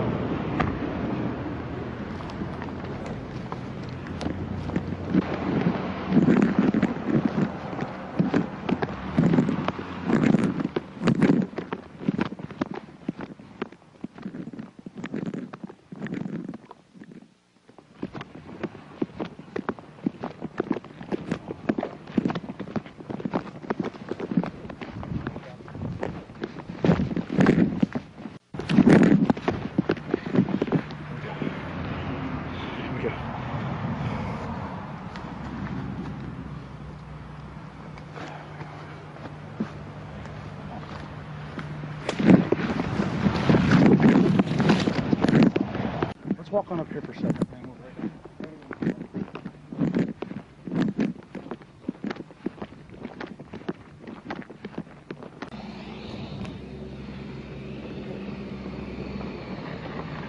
When's the next shuttle coming?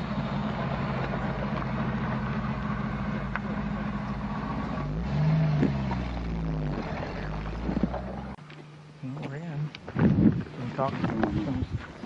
Well, we're inside the Bohemian Grove. We're actually not inside yet, Mike. Well, we're in the parking lot. That's pretty... Yeah.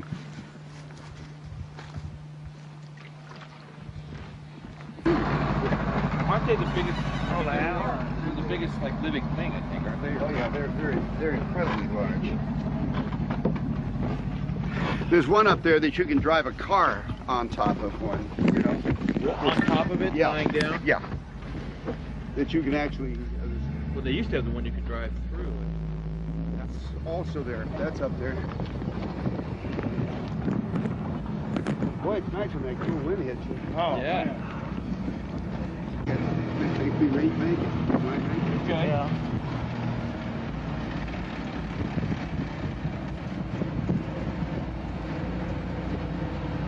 How much did the road cost? This thing? No, the road. The rope? The road. The road. Rope. That you Oh, bought? that. Oh, road. Oh, rope. It was 88.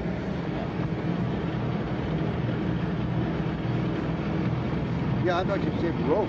Yeah, that's what I thought. I thought rope and rope.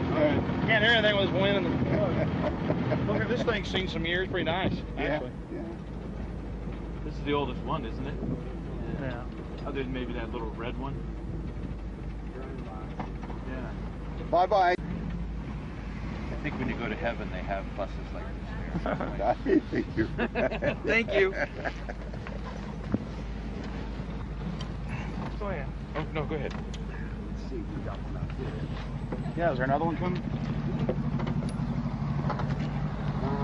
No touch luck.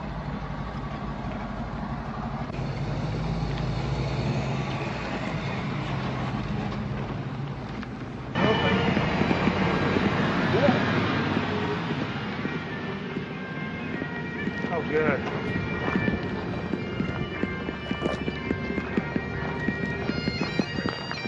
Hey, how are you? you?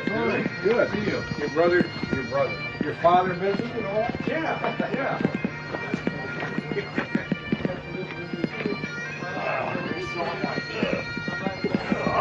So that Marty thing was like.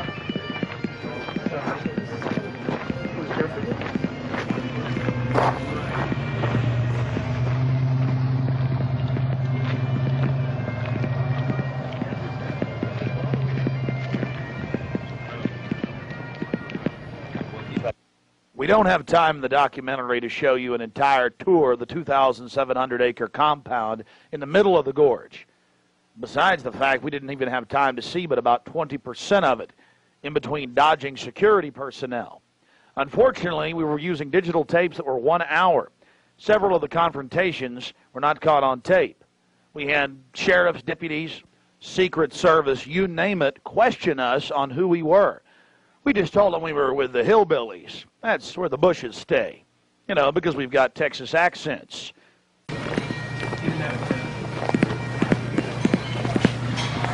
Yeah, no one. Close bathroom in the corner right over there.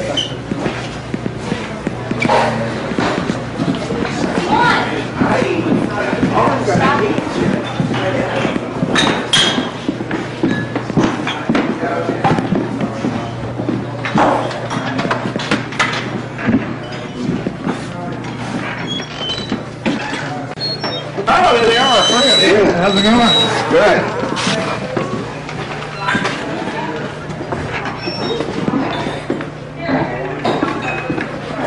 Oh, this feels good. Oh.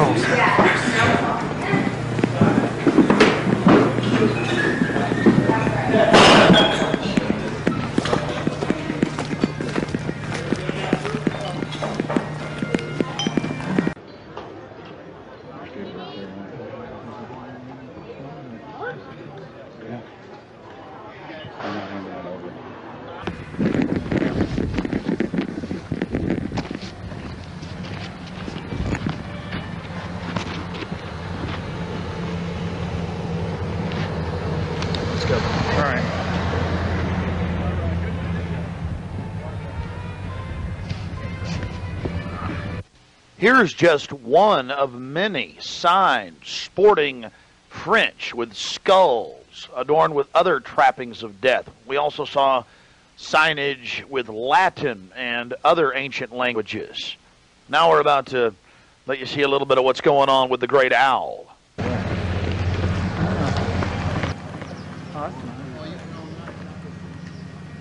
There's the owl. I guess you're going to find this. I'm getting this. I'm getting bold. This is the owl. I'm getting this, Allie. Let's get out of here.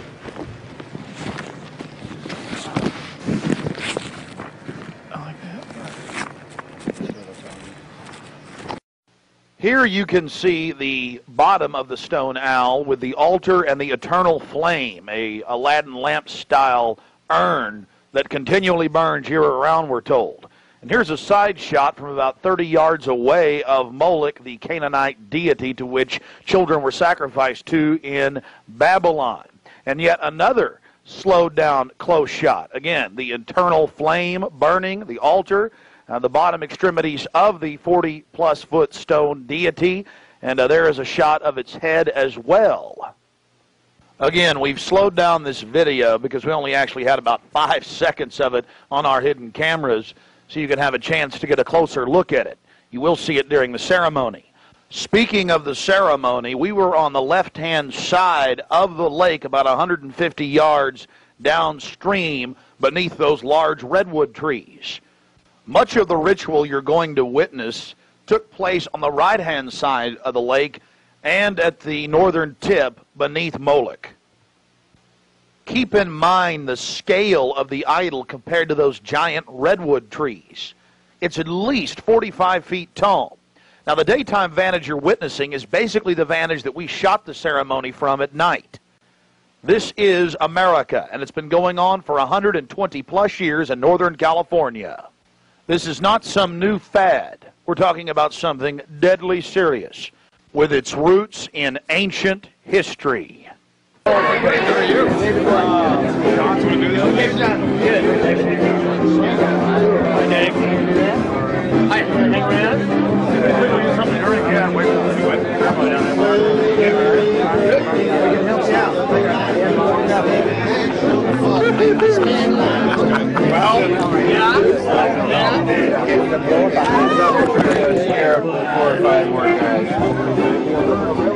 That's, we may have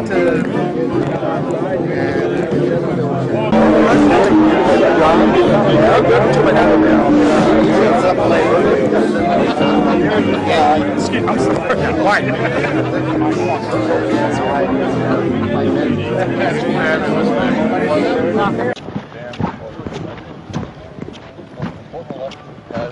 I believe for 20 years. Reagan was a turning point for us. Didn't realize at the time it was. And anytime I shoot. Turning point for us. My road. So many liberal Democrats and they're trying to change things around. Morning. Was all live? Was it rough? No. It's probably as accurate as you know. Yeah.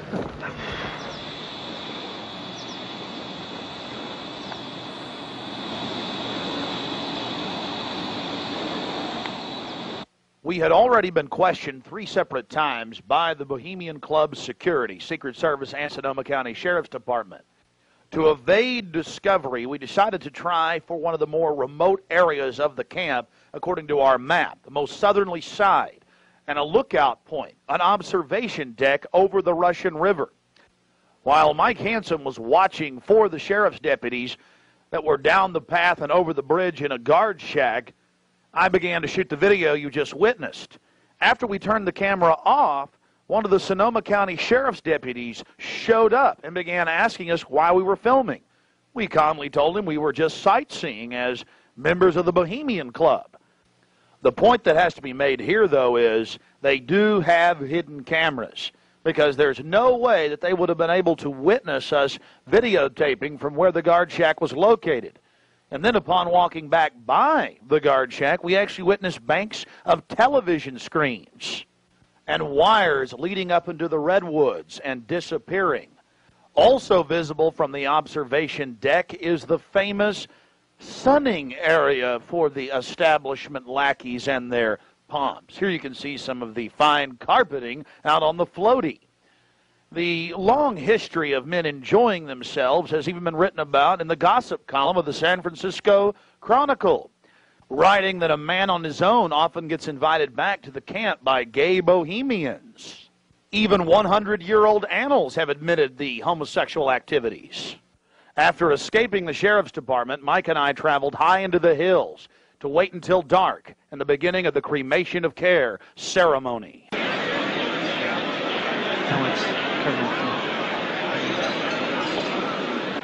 Before the cremation of care, all the Bohemian Club members begin a massive feast of revelry. He's so pissed off at me.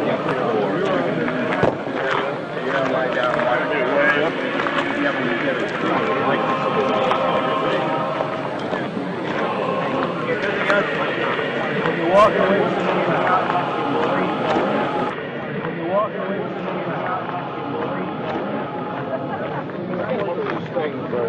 After the feast, cult members travel from the main dining area under the trees out to the eastern side of the lake, where they congregate and prepare themselves to properly thank their deity. Again, the 3,000-plus-year-old Moloch.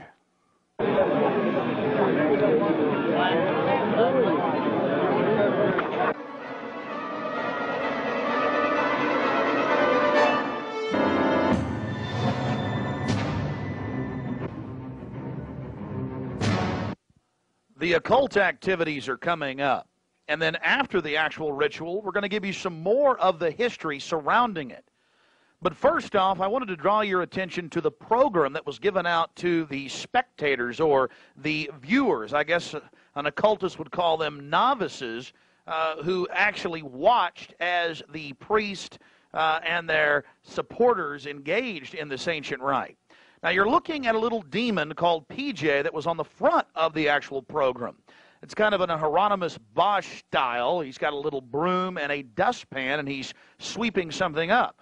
Now, even more shocking is the figure of a human body burning in the flames. In fact, I've shown it to people that are experts in anatomy, to actual doctors, and they say that the anatomical size is that of a baby or small child. Notice how large the cranium is in comparison to the torso, that is the ribs. Understand, ladies and gentlemen, this is from the program itself given out to the establishment lackeys witnessing these sinister activities. Remember, in Babylon and Tyre, they would throw their children into fiery pits. Look at the size of the hands compared to the rest of the body. Only children show these anatomical details. Now, of course, it's been airbrushed in, but it shows the psychology. Now, this is the only skull we actually caught on tape. We've blown it up for you over one of the major meeting houses. Of course, it's not a real skull. It was extremely oversized up on the signage. The point we're trying to make here is the entire compound was literally infested with symbols of death, skulls, owls. At long last, here it is, the cremation of care unveiled.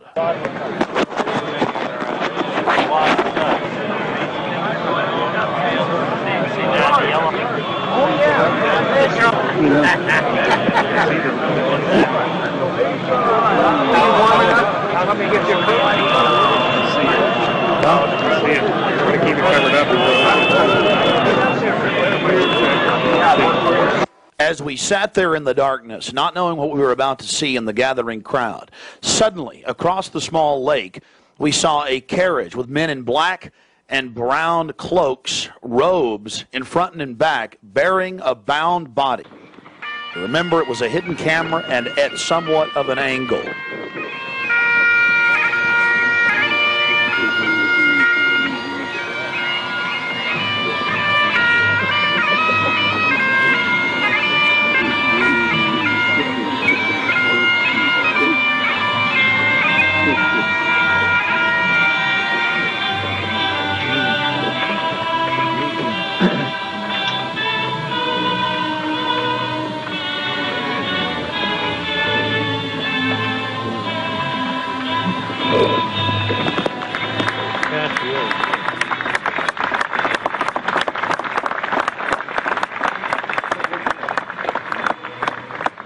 Something particularly pleasing was happening for the Bohemian Grovers with whatever developed with that crowd of men in black and brown and the bound body on the back of the buggy. They drove behind big black tarps they had hanging out of the trees. There was lots of smacking on lips of in bizarre enjoyment by the crowd. We still haven't made out exactly what was going on, but that a real sacrifice may have actually been developing according to some occult experts.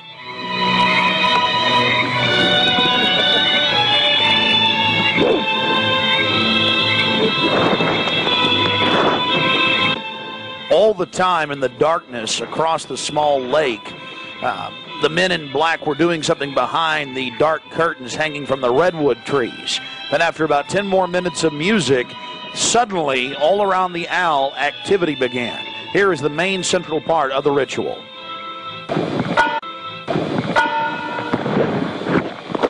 The owl is in his leafy temple. Let all within the grove be reverent before him. Lift up your heads, O ye trees, and be ye lifted up, ye everlasting spires. For behold, here is Bohemian shrine, and holy are the pillars of this house. Weaving spiders, come not near.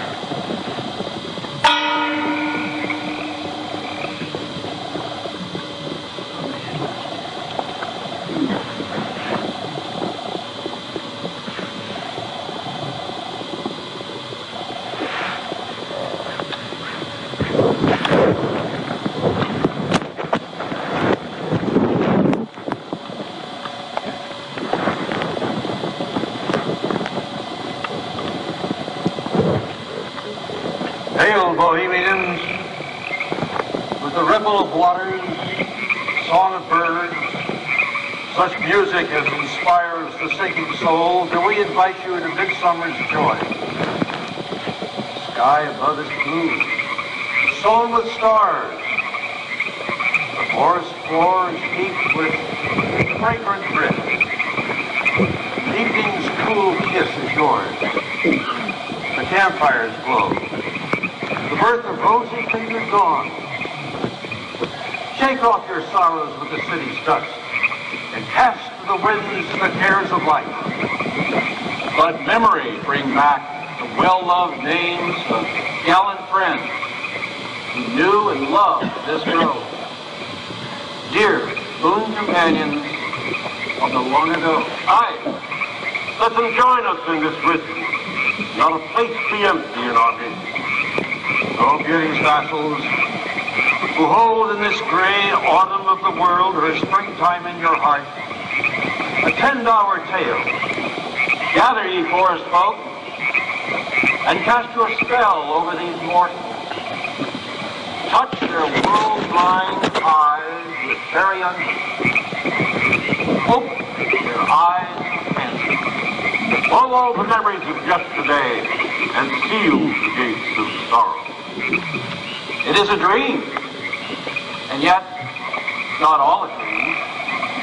Dull care and all of his works are but a dream. As vanished Babylon and goodly Tyre, so shall they also vanish. But the wilding rose blows on the broken battlements of Tyre, and walks rend the stones of Babylon. For beauty is eternal, and we bow to beauty everlasting. For lasting happiness, return to one alone, and she surrounds you now. Great nature, refuge of the weary heart, and only balm for breasts that have been bruised.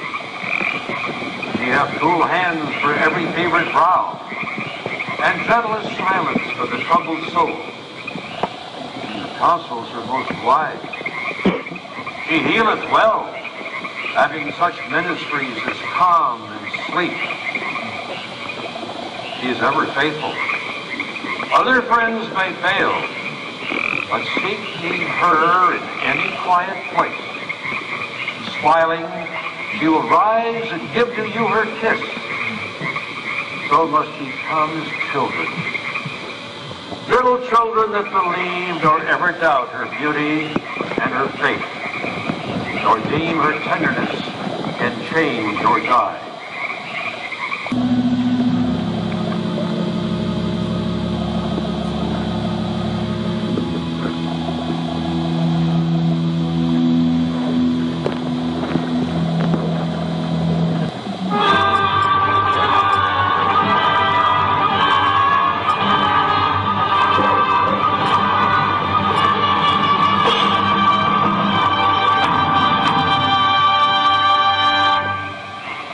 Bohemians and priests, the desperate call of heavy hearts is answered. By the power of your fellowship, dull care is slain.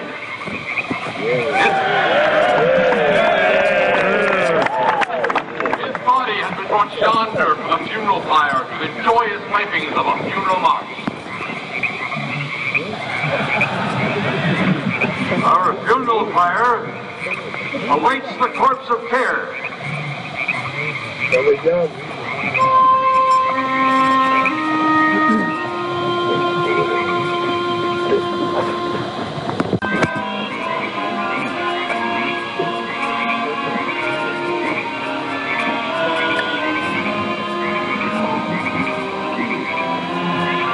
Here you have the boatman. His face was painted up like a skull, bringing the bound body across the water. Again, we'll have enhanced video of this later. And let's see if you can pick up all of the different occultic meanings in the speeches you're about to hear.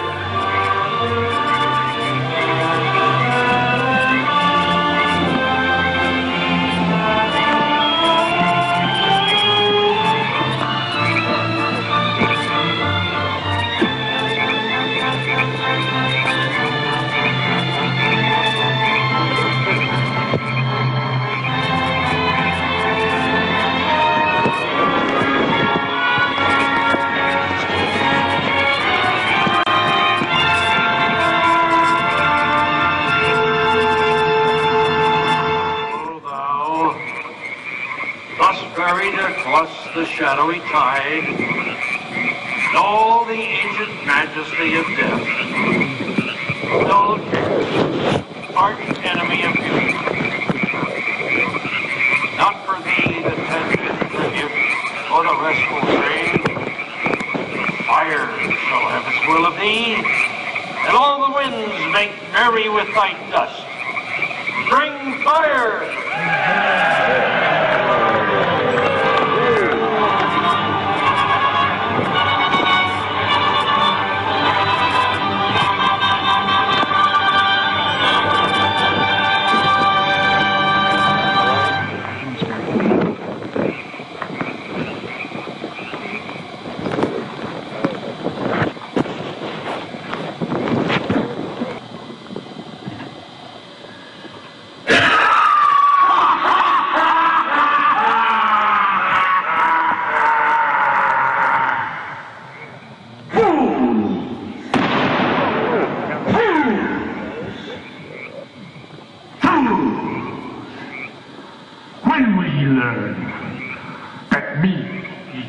Slay.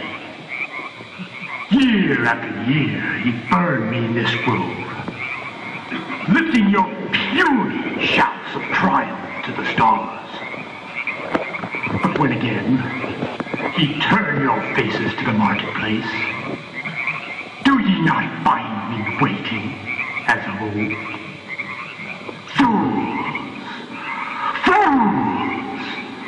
Fools to dream ye conquer care! Thou mocking spirit, it is not all a dream. We know thou waitest for us when this our sylvan holiday has ended. We shall meet thee and fight thee as of old, and some of us prevail against thee, and some thou shalt destroy. But this too we know. Year after year within this happy grove, our fellowship bans thee for a space. Thy malevolence which would pursue us here has lost its power under these friendly trees. So shall we burn thee once again this night, and in the flames that eat thine effigy, we shall read the sign, Midsummer sets us free. Ye shall burn me once again!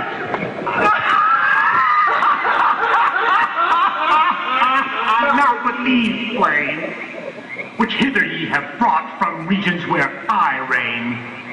Ye fools and priests, I spit upon your fire.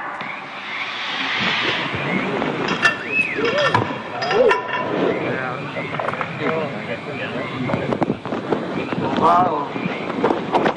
Great Son of all mortal wisdom, thou of Bohemia, we beseech thee, grant us thy counsel.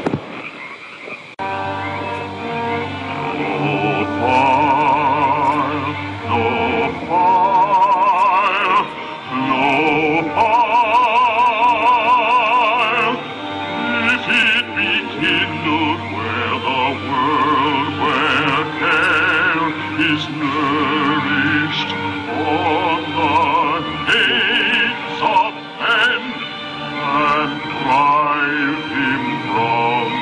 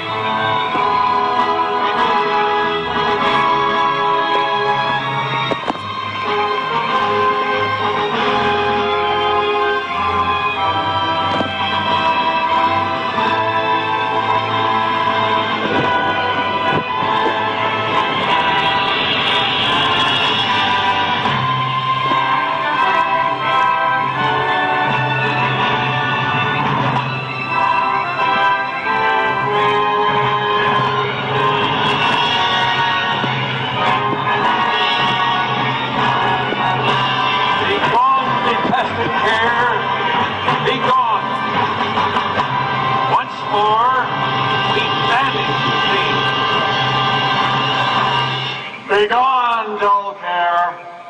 Fire shall have its will of thee. Begone, old care, and all the winds make merry with thy dust. Hail, fellowship's eternal flame. Once again, midsummer sets us free.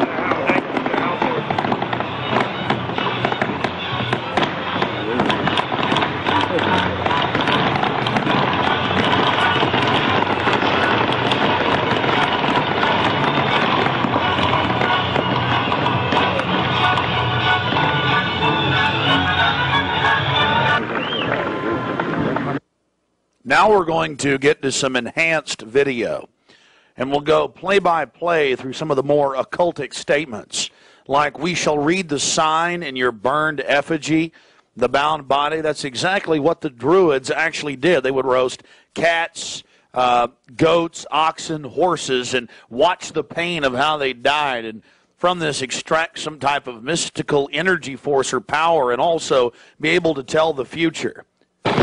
Owl of Bohemia, we beseech thee, grant us thy counsel.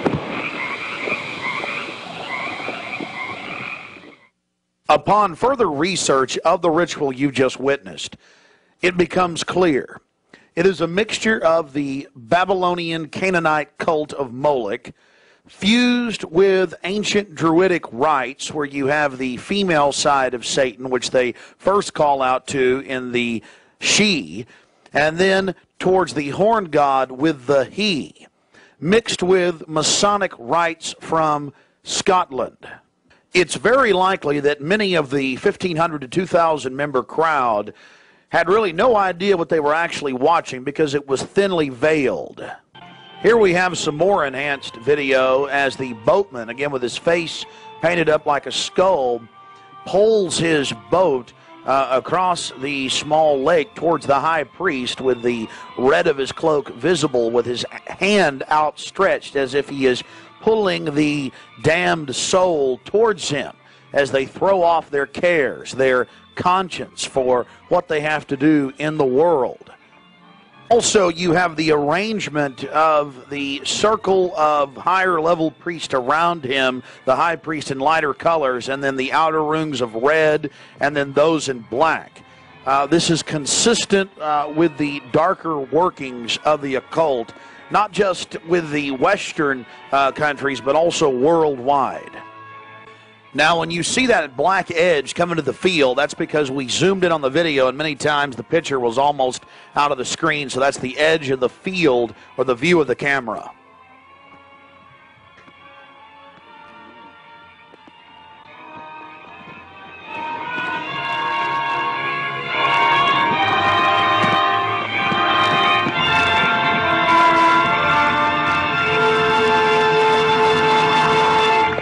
We'll get back to more enhanced video of the ritual here in just a minute. But remember PJ, the little demon down in the corner, the left-hand corner of the program, sweeping up the ashes with little horns? And how can you forget this? The image of a human body burning on the altar. Again, this is what they were handing out to those that were witnessing these macabre activities. But again, from Babylon on into ancient England, the word bonfire, meaning human sacrifices being thrown into fiery pits, turned into today's bonfire. After the sacrifice, members of the cult would sweep up the ashes of the victim and use them in future rituals. One of the things that is extremely obvious by looking at the program handed out to Bohemian Club members is the person creating the program had a deep understanding of the occult.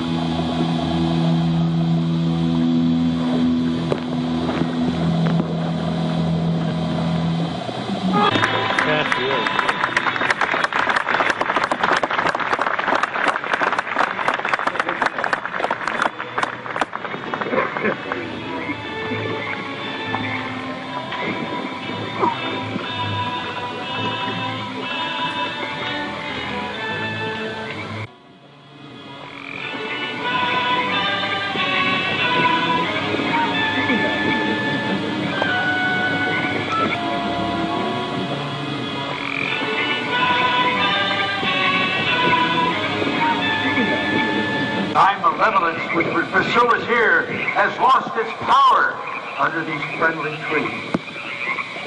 So shall we burn thee once again this night, and in the flames that eat thine effigy, we shall read the sign, Midsummer sets us free. Ye shall burn me once again!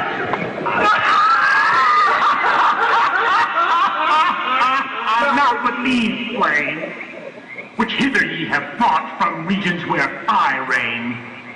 Ye fools and priests, I spit upon your fire. Wow. Prince of all mortal wisdom, Owl of Bohemia, we beseech thee, grant us thy counsel. O great Owl of Bohemia, we thank thee for thy adjuration.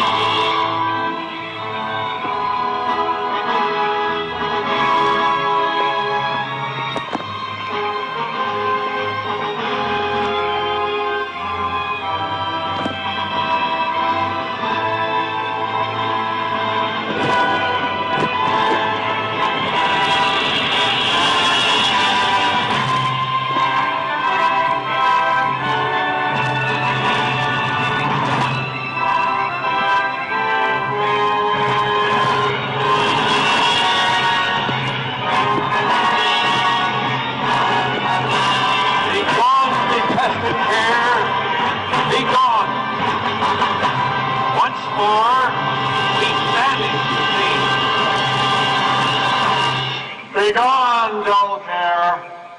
Fire shall have its will of thee. Begone, dull care. And all the winds make merry with thy ducks.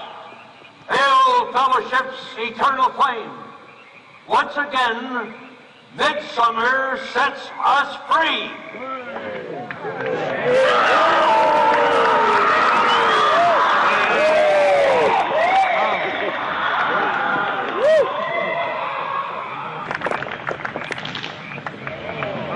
There you see the funeral pyre burning with the effigy of a human, or it could be real, ladies and gentlemen. There's been a lot of strange going-ons in that area of Northern California, but this is what the establishment is into right here in America, the cremation of care. And this was July 15th, 2000.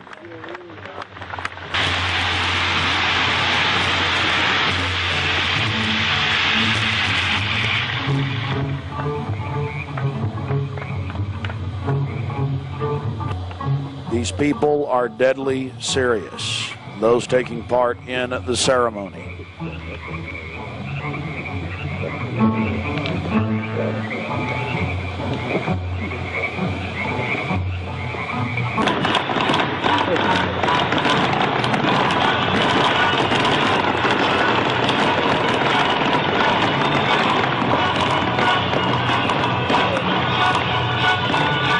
Another point, the pyrotechnics you're seeing going off were being released from beneath little wrought iron crosses about 1.5 feet tall. Also, notice the screams of pain coming from the sacrifice.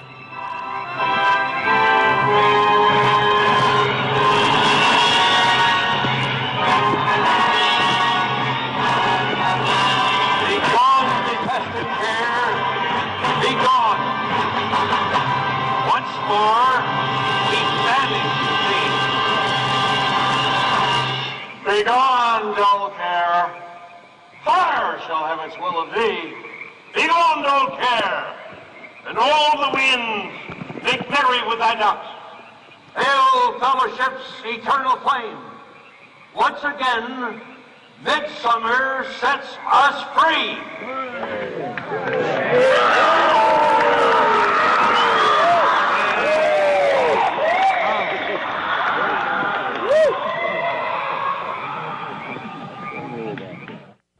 One of the facets of the ritual that goes deeply into the occult, again, we've already mentioned the Druids at their bonfires or bonfires throwing bodies into fiery pits after ritually cutting their hearts out or slitting their throats. They talk about reading the sign in the burning effigy, reading the sign. Again, research your history books on the occult, even the Encyclopedia Britannica on what the Druids would engage in. This is just unbelievably macabre and evil. So shall we burn thee once again this night, and in the flames that eat thine effigy, we shall read the sign.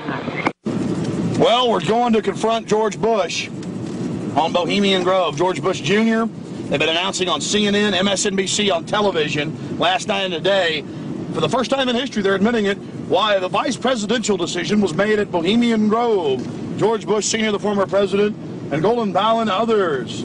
So now they're just throwing it in everybody's face. We've broken the story over a week ago. July 15th, we were in Northern California. They're trying to ignore it. George Bush is down here at the governor's mansion across the street from the Capitol, about to announce Dick Cheney as his vice presidential running mate. We're going to go blow the party for him and get the information out to people. We're not going to stop. We're getting in their face.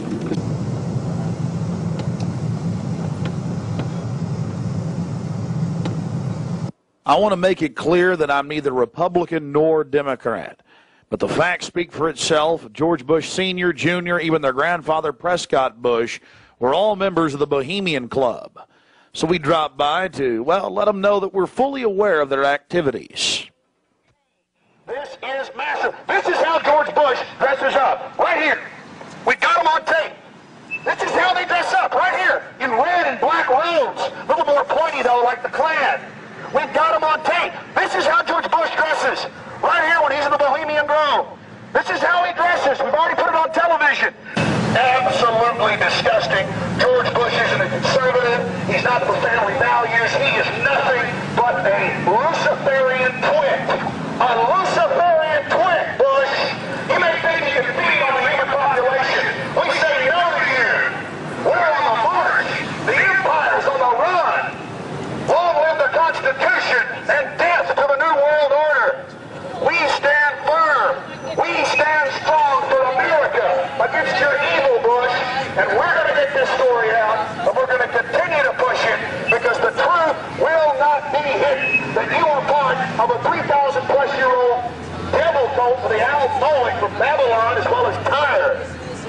We have the high priest admitting all this.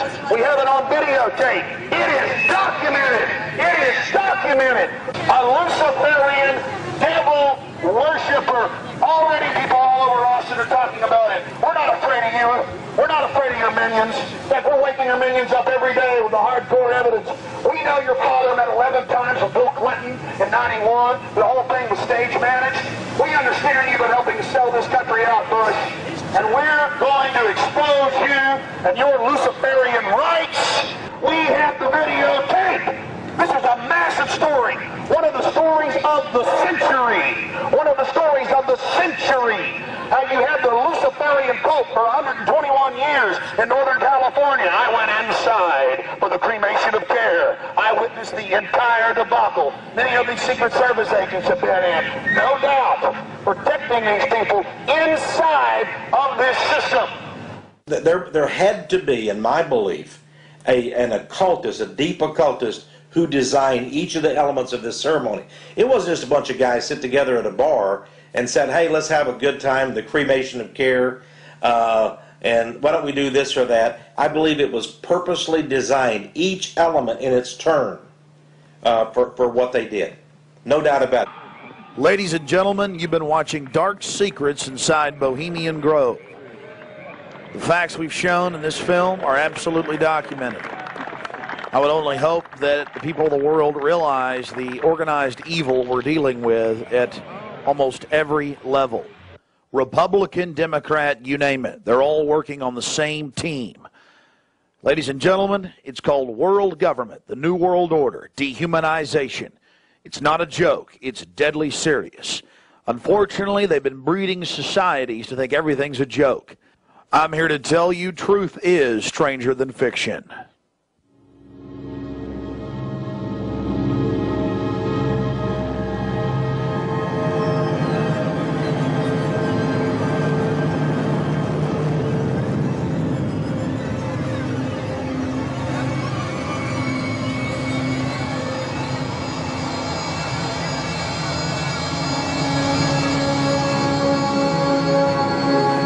Purchase additional copies of this film, or to see dozens of other films and important books, be sure and visit Infowars.com or PrisonPlanet.com. Or to order, simply call toll-free 1-888-253-3139.